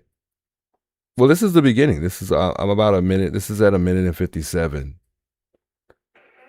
So I'll continue this. This guy here, his name is Joseph Alfredo Vasquez. Now, listen to this. So basically, he's in California, okay? He was arrested and charged federally after allegedly sending chilling death threats to Jackson County Chancery Judge Ashley Cole following the death of Nolan Wells. The suspect, Joseph Alfredo Vasquez, has been charged with the interstate transmission of threatening communications, which carries a maximum sentence of 5 years in prison. Goes on to say the threats. Investigators state that Joseph Alfredo used the social media handle yay962, and that will come in handy in just a moment because I'm going to show you something, to send threatening Facebook messages to Judge Cole, who is the stepmom of Warren Hudson, one of the friends who traveled to Horn Island with Nolan before he passed away. So it goes on to say disturbing messages. According to the Sun Herald and charging documents, the messages included graphic threats about a package arriving at her office, statements about blood being hard to clean on a boat, and basically threats to do really bad things to her sons, okay? And even pictures of her children. The investigation authorities tracked on the social media account back to this guy Joseph, back analyzing email IP addresses, cross-referencing dates of birth, numbers, and streets of address. Let's look at what he said in the messages. This is the guy here. This is what he looks like. He kind of looks like the perp in the Nancy Guthrie case, in my opinion, as well. Everybody does. Okay, so these are the messages that were sent to Judge Ashley Cole, which is Warren Hudson's stepmother. Okay. All right. So you can see right here where it says yay 962 started following her 19 minutes ago. She obviously did not follow back. And then he commented, open up your insides. Yeah, weird. He then comments, I got your email, your phone number, your address. What's stopping? Again, commented, these two are going to be hurt. I'm just going to say hurt until their eyes go red and lips turn blue. And he's got a photo there of, looks like, 2 younger children and her husband. It's not a photo. It doesn't look like to be of Warren, which would be her stepson. Now it goes on to say slow, painful death, and then goes to say, commented, I'm going to get you when you leave work. Okay. Again, there's going to be a boom sent to your office. And again, I'm a wrap this in a blanket wrapped with bob wire and put in a lake. So it's from our friend Plunder. Go over and sub up to her amazing channel. She went and looked through his records, and check this out. This guy is like, why is he even out of prison? It's crazy. So Joseph Alfredo Dumars, 27, has quite the record. The man arrested in the Nolan Wells case for threatening Judge Ashley Cole, the mother of Nolan Wells' friend, Warren Hudson, has been in trouble prior. But this time, alleged actions on Facebook Messenger threats can put him behind bars for 5 years.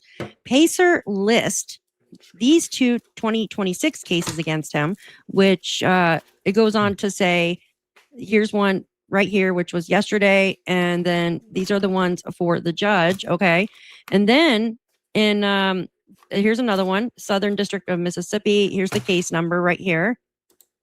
Okay. Joseph Alfredo Vasquez Dumars. He's got a long name. According to KCRA report from April 14, 2019, Sacramento police arrested Joseph Dumars, then 20, after he tried to kidnap a 13-year-old girl as she was walking to school. Are you freaking kidding me? Basically, he attempted to grab the teen girl and pull her in the back seat of his car. After he drove past the girl, stopped his car, and got out. Thank the Lord, the girl was able to break free and run to school. So check this out. There's a lot of talk online about this one video. It's a very short clip, and supposedly it's Bart's boat, and it's basically recording when he went to go help Warren and all the guys when their boat was filling with water from the bilge pump was bad or going bad or backed up or something. There was someone recording the boat. Now, someone pointed out that it looked like a hand or a foot or something, and just for a split second come up in this video.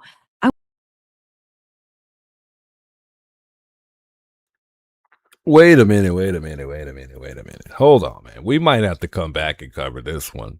We might have to just hop right back on and take some calls. I'm trying to get through this because I've got to get going here. Guys, to look at, but oh my, this is let's run that back. Run it back. This one video. It's a very short clip, and supposedly it's Bart's boat, and it's basically recording when he went to go help Warren and all the guys when their boat was filling with water from the bilge pump was bad or going bad or backed up or something. There was someone recording the boat. Now, someone pointed out that it looked like a hand or a foot or something, and just for a split second come up in this video.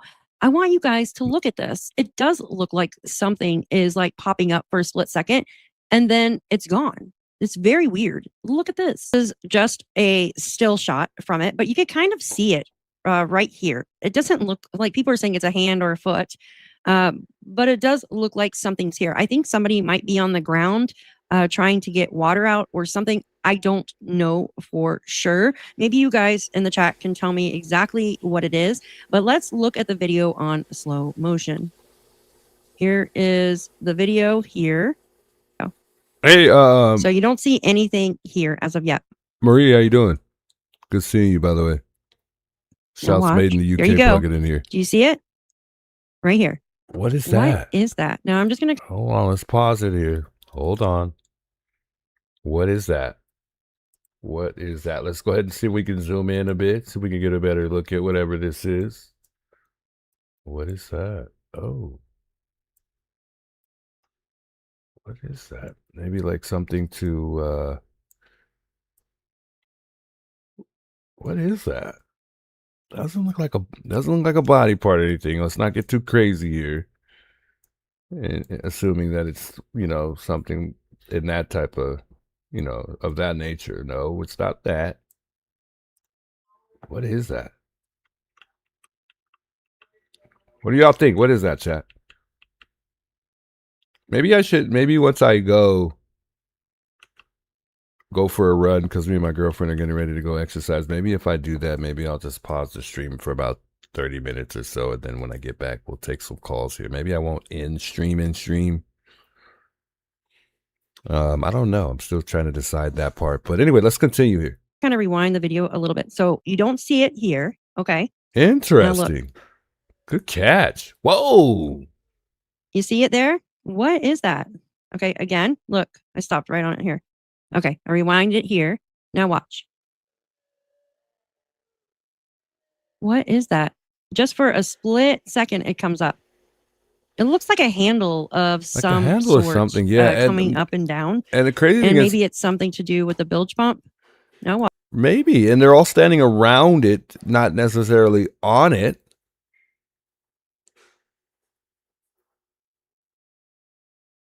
Put a Brian Ensign when you go out. Yeah, maybe so. I don't know. What'd be a good video? I guess maybe the Brianna video, which talks about the ransom notes or something. But I don't want to lose the whole Nolan situation either. But anyway, let's go. Watch. Here it goes. See how it comes up and then it goes back down? Just like that. Here we go. And he's obviously the one that called. He's got the phone in his hand, see? All right.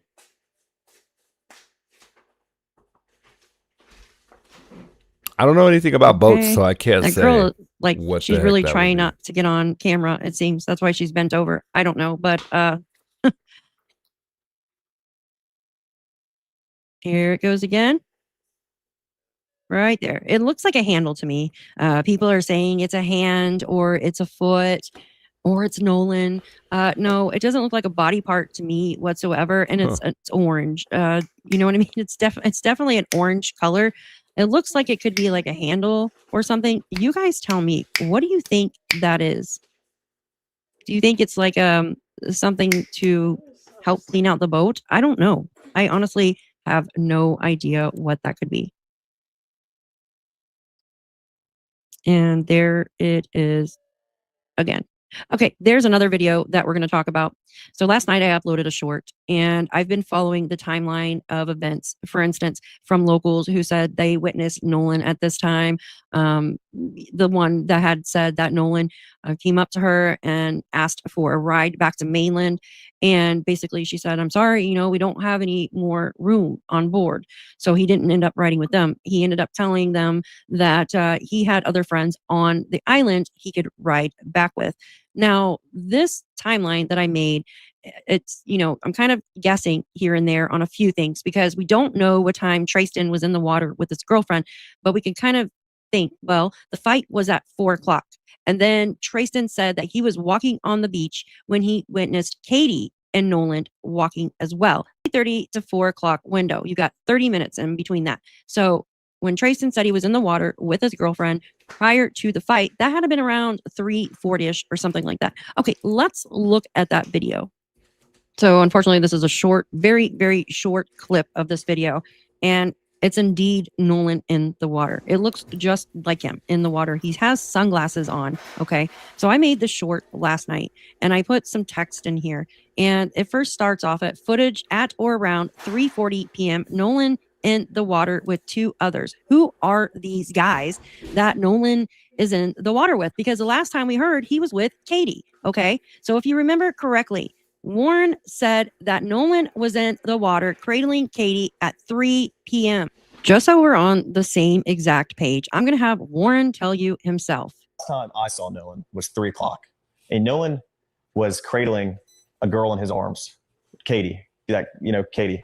And Katie, Nolan was sitting there. And the last time I saw him, I looked at Nolan and Nolan was like shaking his head laughing. And I was like, dude, you crazy. I was like just joking with him. And but anyway, Nolan, that was the last time I laid eyes on him. But Tristan tell you exactly. Real quick, guys, too. I'm a very observant dude, and I can hear the tone in Warren's voice. Just FYI, and if I'm wrong, you can hold me to it. But I guarantee you, I promise you, I'm not even gonna promise you. I guarantee you, I'm probably not.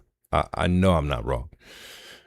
We can almost bet money on it. I can hear the tone in Warren's voice that there's not complete honesty coming from what some of the things that he's saying in this interview. I'm telling you right now. Remember I said this because I'm telling you right now, I can hear it in his voice that he is not completely being honest about what all occurred that very day that they went out to this island. Where he witnessed Nolan, and it was with Katie as well. A place where the fight is over, whatever happened, happened. Nolan is somewhere, you're somewhere, you're hanging out. And when was the last time that you saw Nolan before you left Horn Island? So after the fight, I didn't stay on Horn Island much longer. So the objective, so I was really upset. So with you hearing me yelling, my uncle had told me to get on the boat and wouldn't let me back off the boat. Obviously, I was really mad and I wanted to fight, wanted to get off. What wasn't smart, man. And so I was on the boat, I'm yelling. And shortly after that, I left the island. I left probably 30 to 45 minutes after I got to the fight. We started to pack up and left because I was so upset. As Javon mentions, that they were ready to get me back to land because I wasn't really mad. I was genuinely really mad. But the last time I saw Nolan, I was walking to the boat. This was before the fight. It's me and my old lady. We had just got out of a group of people. Nolan was walking towards Wyatt's boat. I was walking in the opposite direction towards my boat. And I dabbed Nolan up. I made a slick comment about something, actually about the girl that he was with. I made a slick comment to him. I was joking around, and I kept going. And not even 10 minutes after that is when I got into a fight. A few different things in this timeline. Something I just caught now. Okay, so we were told that Tristan basically witnessed Nolan walking with Katie, okay? And that was around 3:30. He then goes on to proceed that He Liz, good seeing you. got Big into the welcome fight to around Liz in the 10 chat, minutes by the later. way. That would have been 3:40.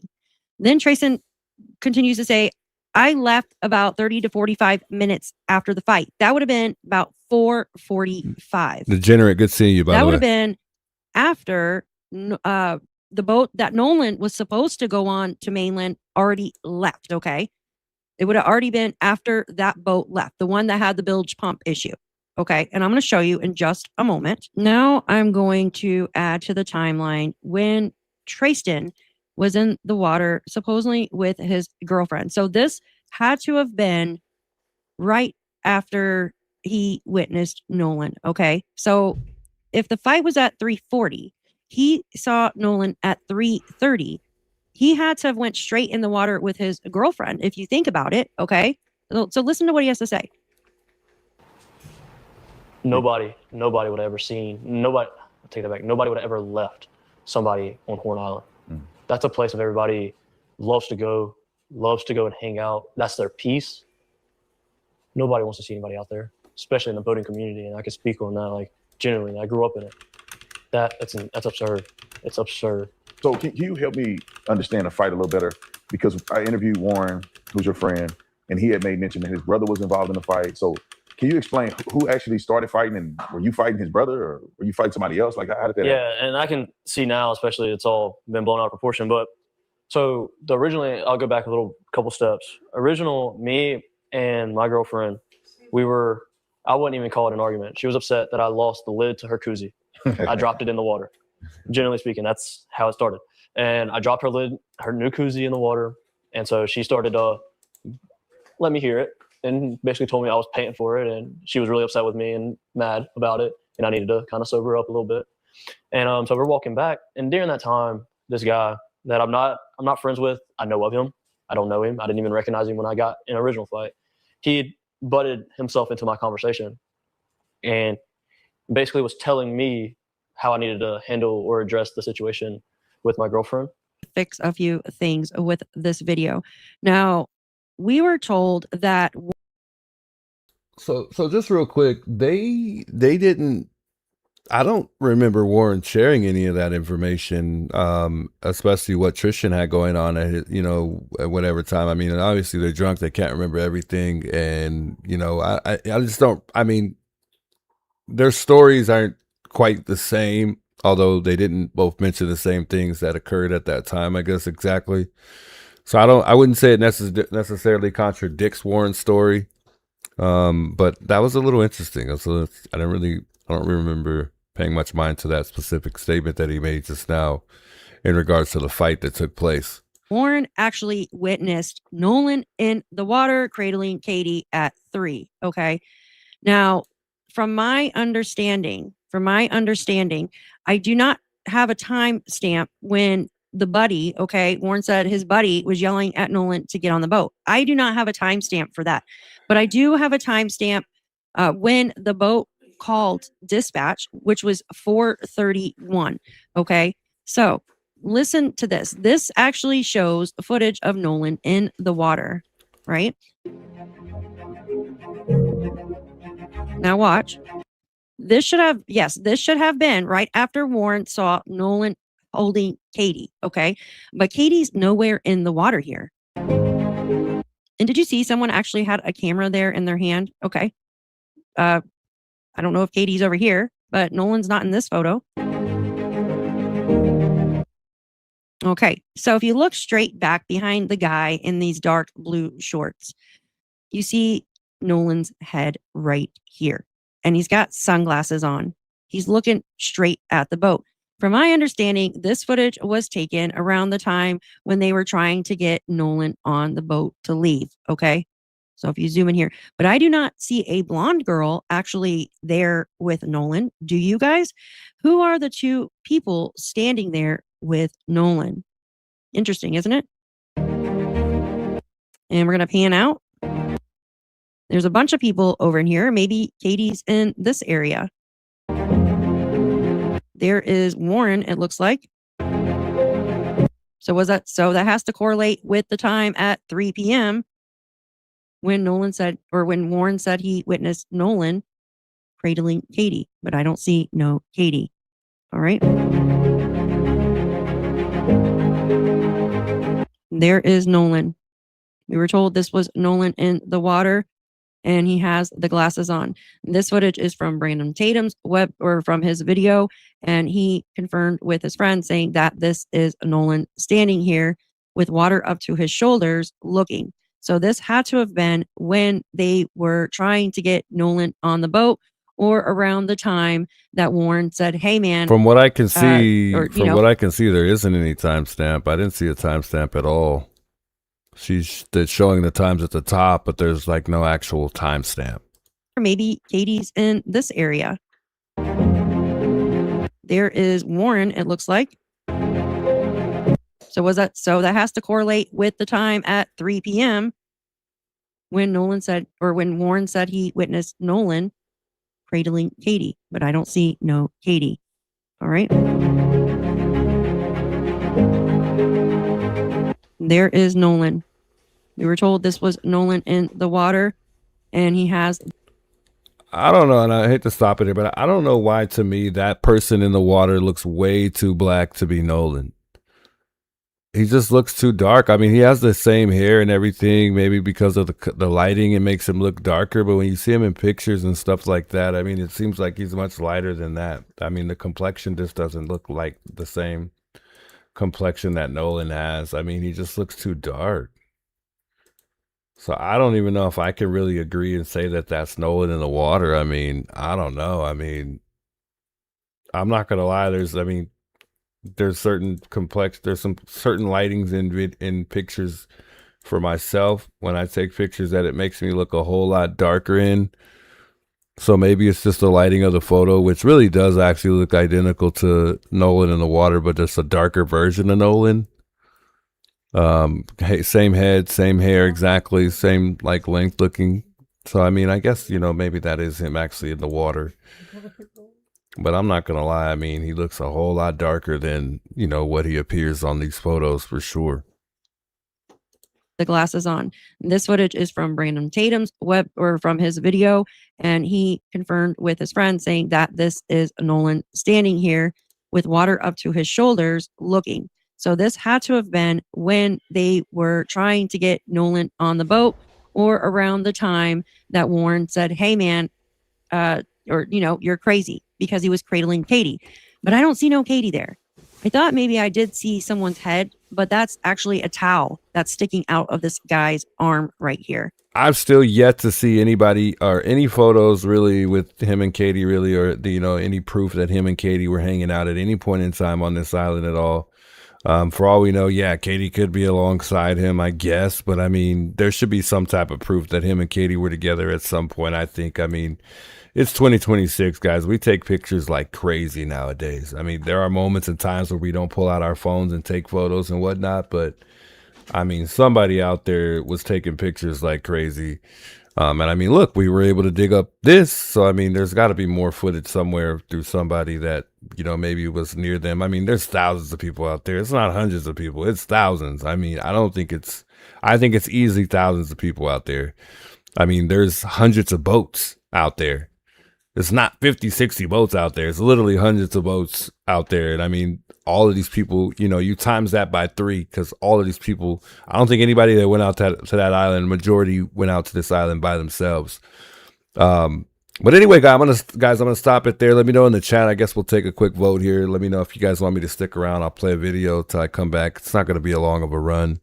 Probably be about 30 minutes or so. Or maybe I could just go back live again, and then we'll hop on and share our thoughts and have a couple phone calls about Nolan Wells and due to the new details in regards to Nancy Guthrie. Let me know in the chat. Should we just play a video? We could play some Flacco until I get back. Like I said, it won't be very long.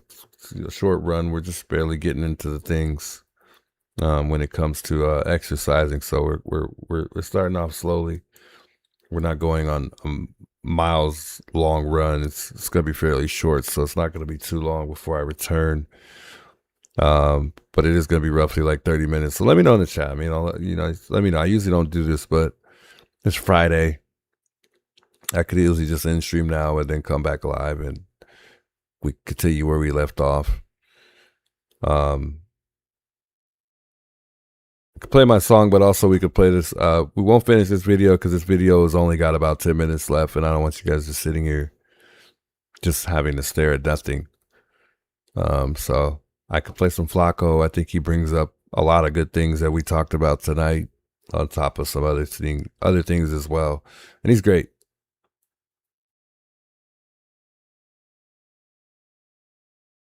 Pick me. Okay. It is in repeat, please, Juice. Wait, what do you mean, DJ? You could take over, DJ. You could talk to the viewers if you want. I could get you on the phone. You could call Mary. Mary, you want to take over the stream? I'll put you guys on a phone call and you guys can, direct traffic here. No, I'm joking. We don't have StreamYards. Otherwise, if we had StreamYards, we could let somebody take over for a minute, but no. Tea Time, good to see you. What's up, Green Bay Mix? Good to see you. It says play video. Play what video? This video?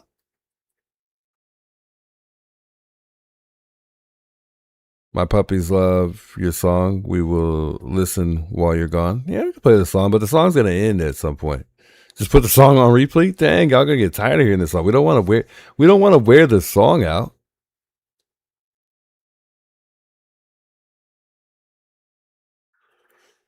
I say we just end stream here and then maybe we'll come back live later, or we could always continue tomorrow. I guess it's not gonna hurt to not take phone calls, but I really didn't want to end just yet, I guess. But we always got tomorrow.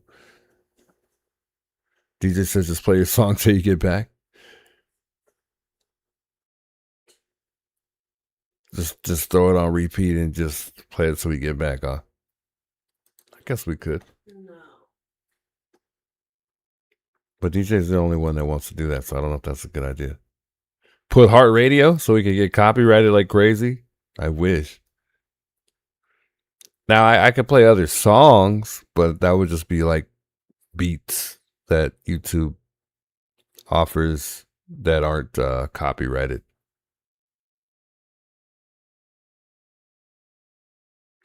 Much love, Lauren. Yeah, I know some people got to go to sleep. It's fairly late for a lot of you guys. Yeah, I mean, I don't mind. If you guys really want me to throw it on repeat, I could throw the song on repeat. That's not an issue. Although I don't even know how to do the repeat on this thing. Just what?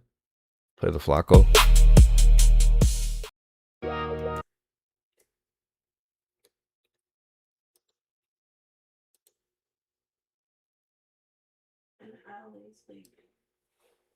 Ollie's sleeping. It's all good.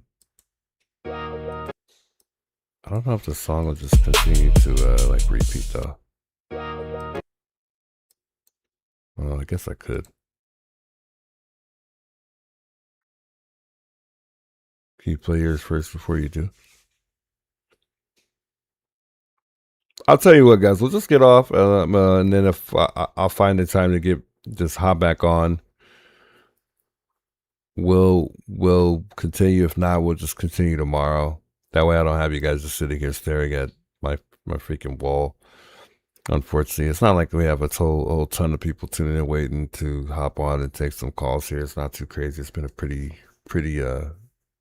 chill night too. So I say we get off here. Much love, Ollie. Thanks so much for tuning in. I know you got a lot to do. Thank you for all your help. Shouts to all the mods who've been helping me out for quite some time. I appreciate all you guys, on top of the love and support as well. You guys are awesome. Mary says I'll be here. Lauren says I think it's best. Yeah, I agree. I said we get off, and then if I find the time to get back on, I'll just hop back on, and then we'll leave where we left off here. I don't know. I got several Funko Pops. I've shared them not too long ago. I've got a bunch in a box that I haven't put up yet too. Nothing crazy. White Man Can't Jump. Mr. and Mrs. Potato Head. Got the Kool-Aid guy. Waldo. Just mainly like childhood memories. Doctor Strange. Got the Hulk. McDonald. Ronald McDonald. And then Tupac Shakur, Biggie.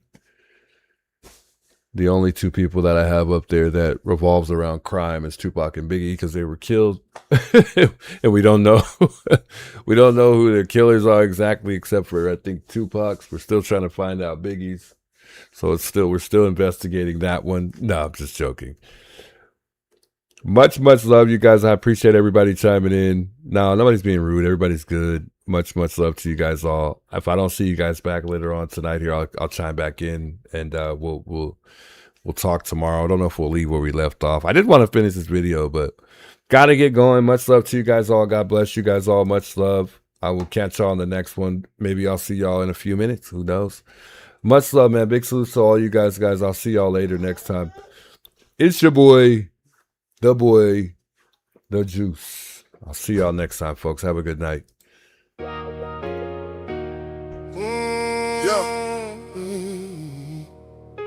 We won't bow down. Yeah. They shut the gate too fast. Call it peace, call it class. But I see who they wave through, and I see who they ask to move. Porch lights Much love, on Sam. the same old block, same old story, same old talk. If your skin says you don't belong, they can make a wrong look strong. But the fences don't define us, and the fear they feel will blind us. Every face they try to hide still stands right here tonight. Keep us out, keep us out, keep us out. We know what that is about. Keep us out, keep us out. We won't bow down. Keep us out, keep us out, keep us out. Your fear won't right the route. Keep us out, keep us out. We won't bow down.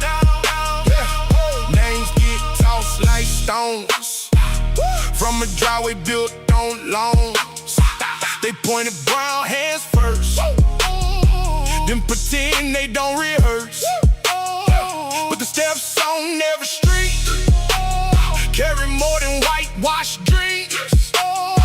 We belong where we stand, no permission in our hands. Yeah, and the silence won't protect you when the pattern keeps on showing. Every wall they build in pride makes the truth come back alive.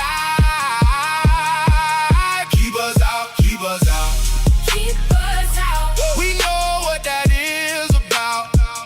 Keep us out, keep us out. We won't bow down, down, down, down, down. Keep us out, keep us out, keep us out. Your fear won't right the route. Keep us out, keep us out. We won't bow down, down, down, down, down, down, down. Let it crack, let it show. Every lie they try to grow, one by one, the voices rise.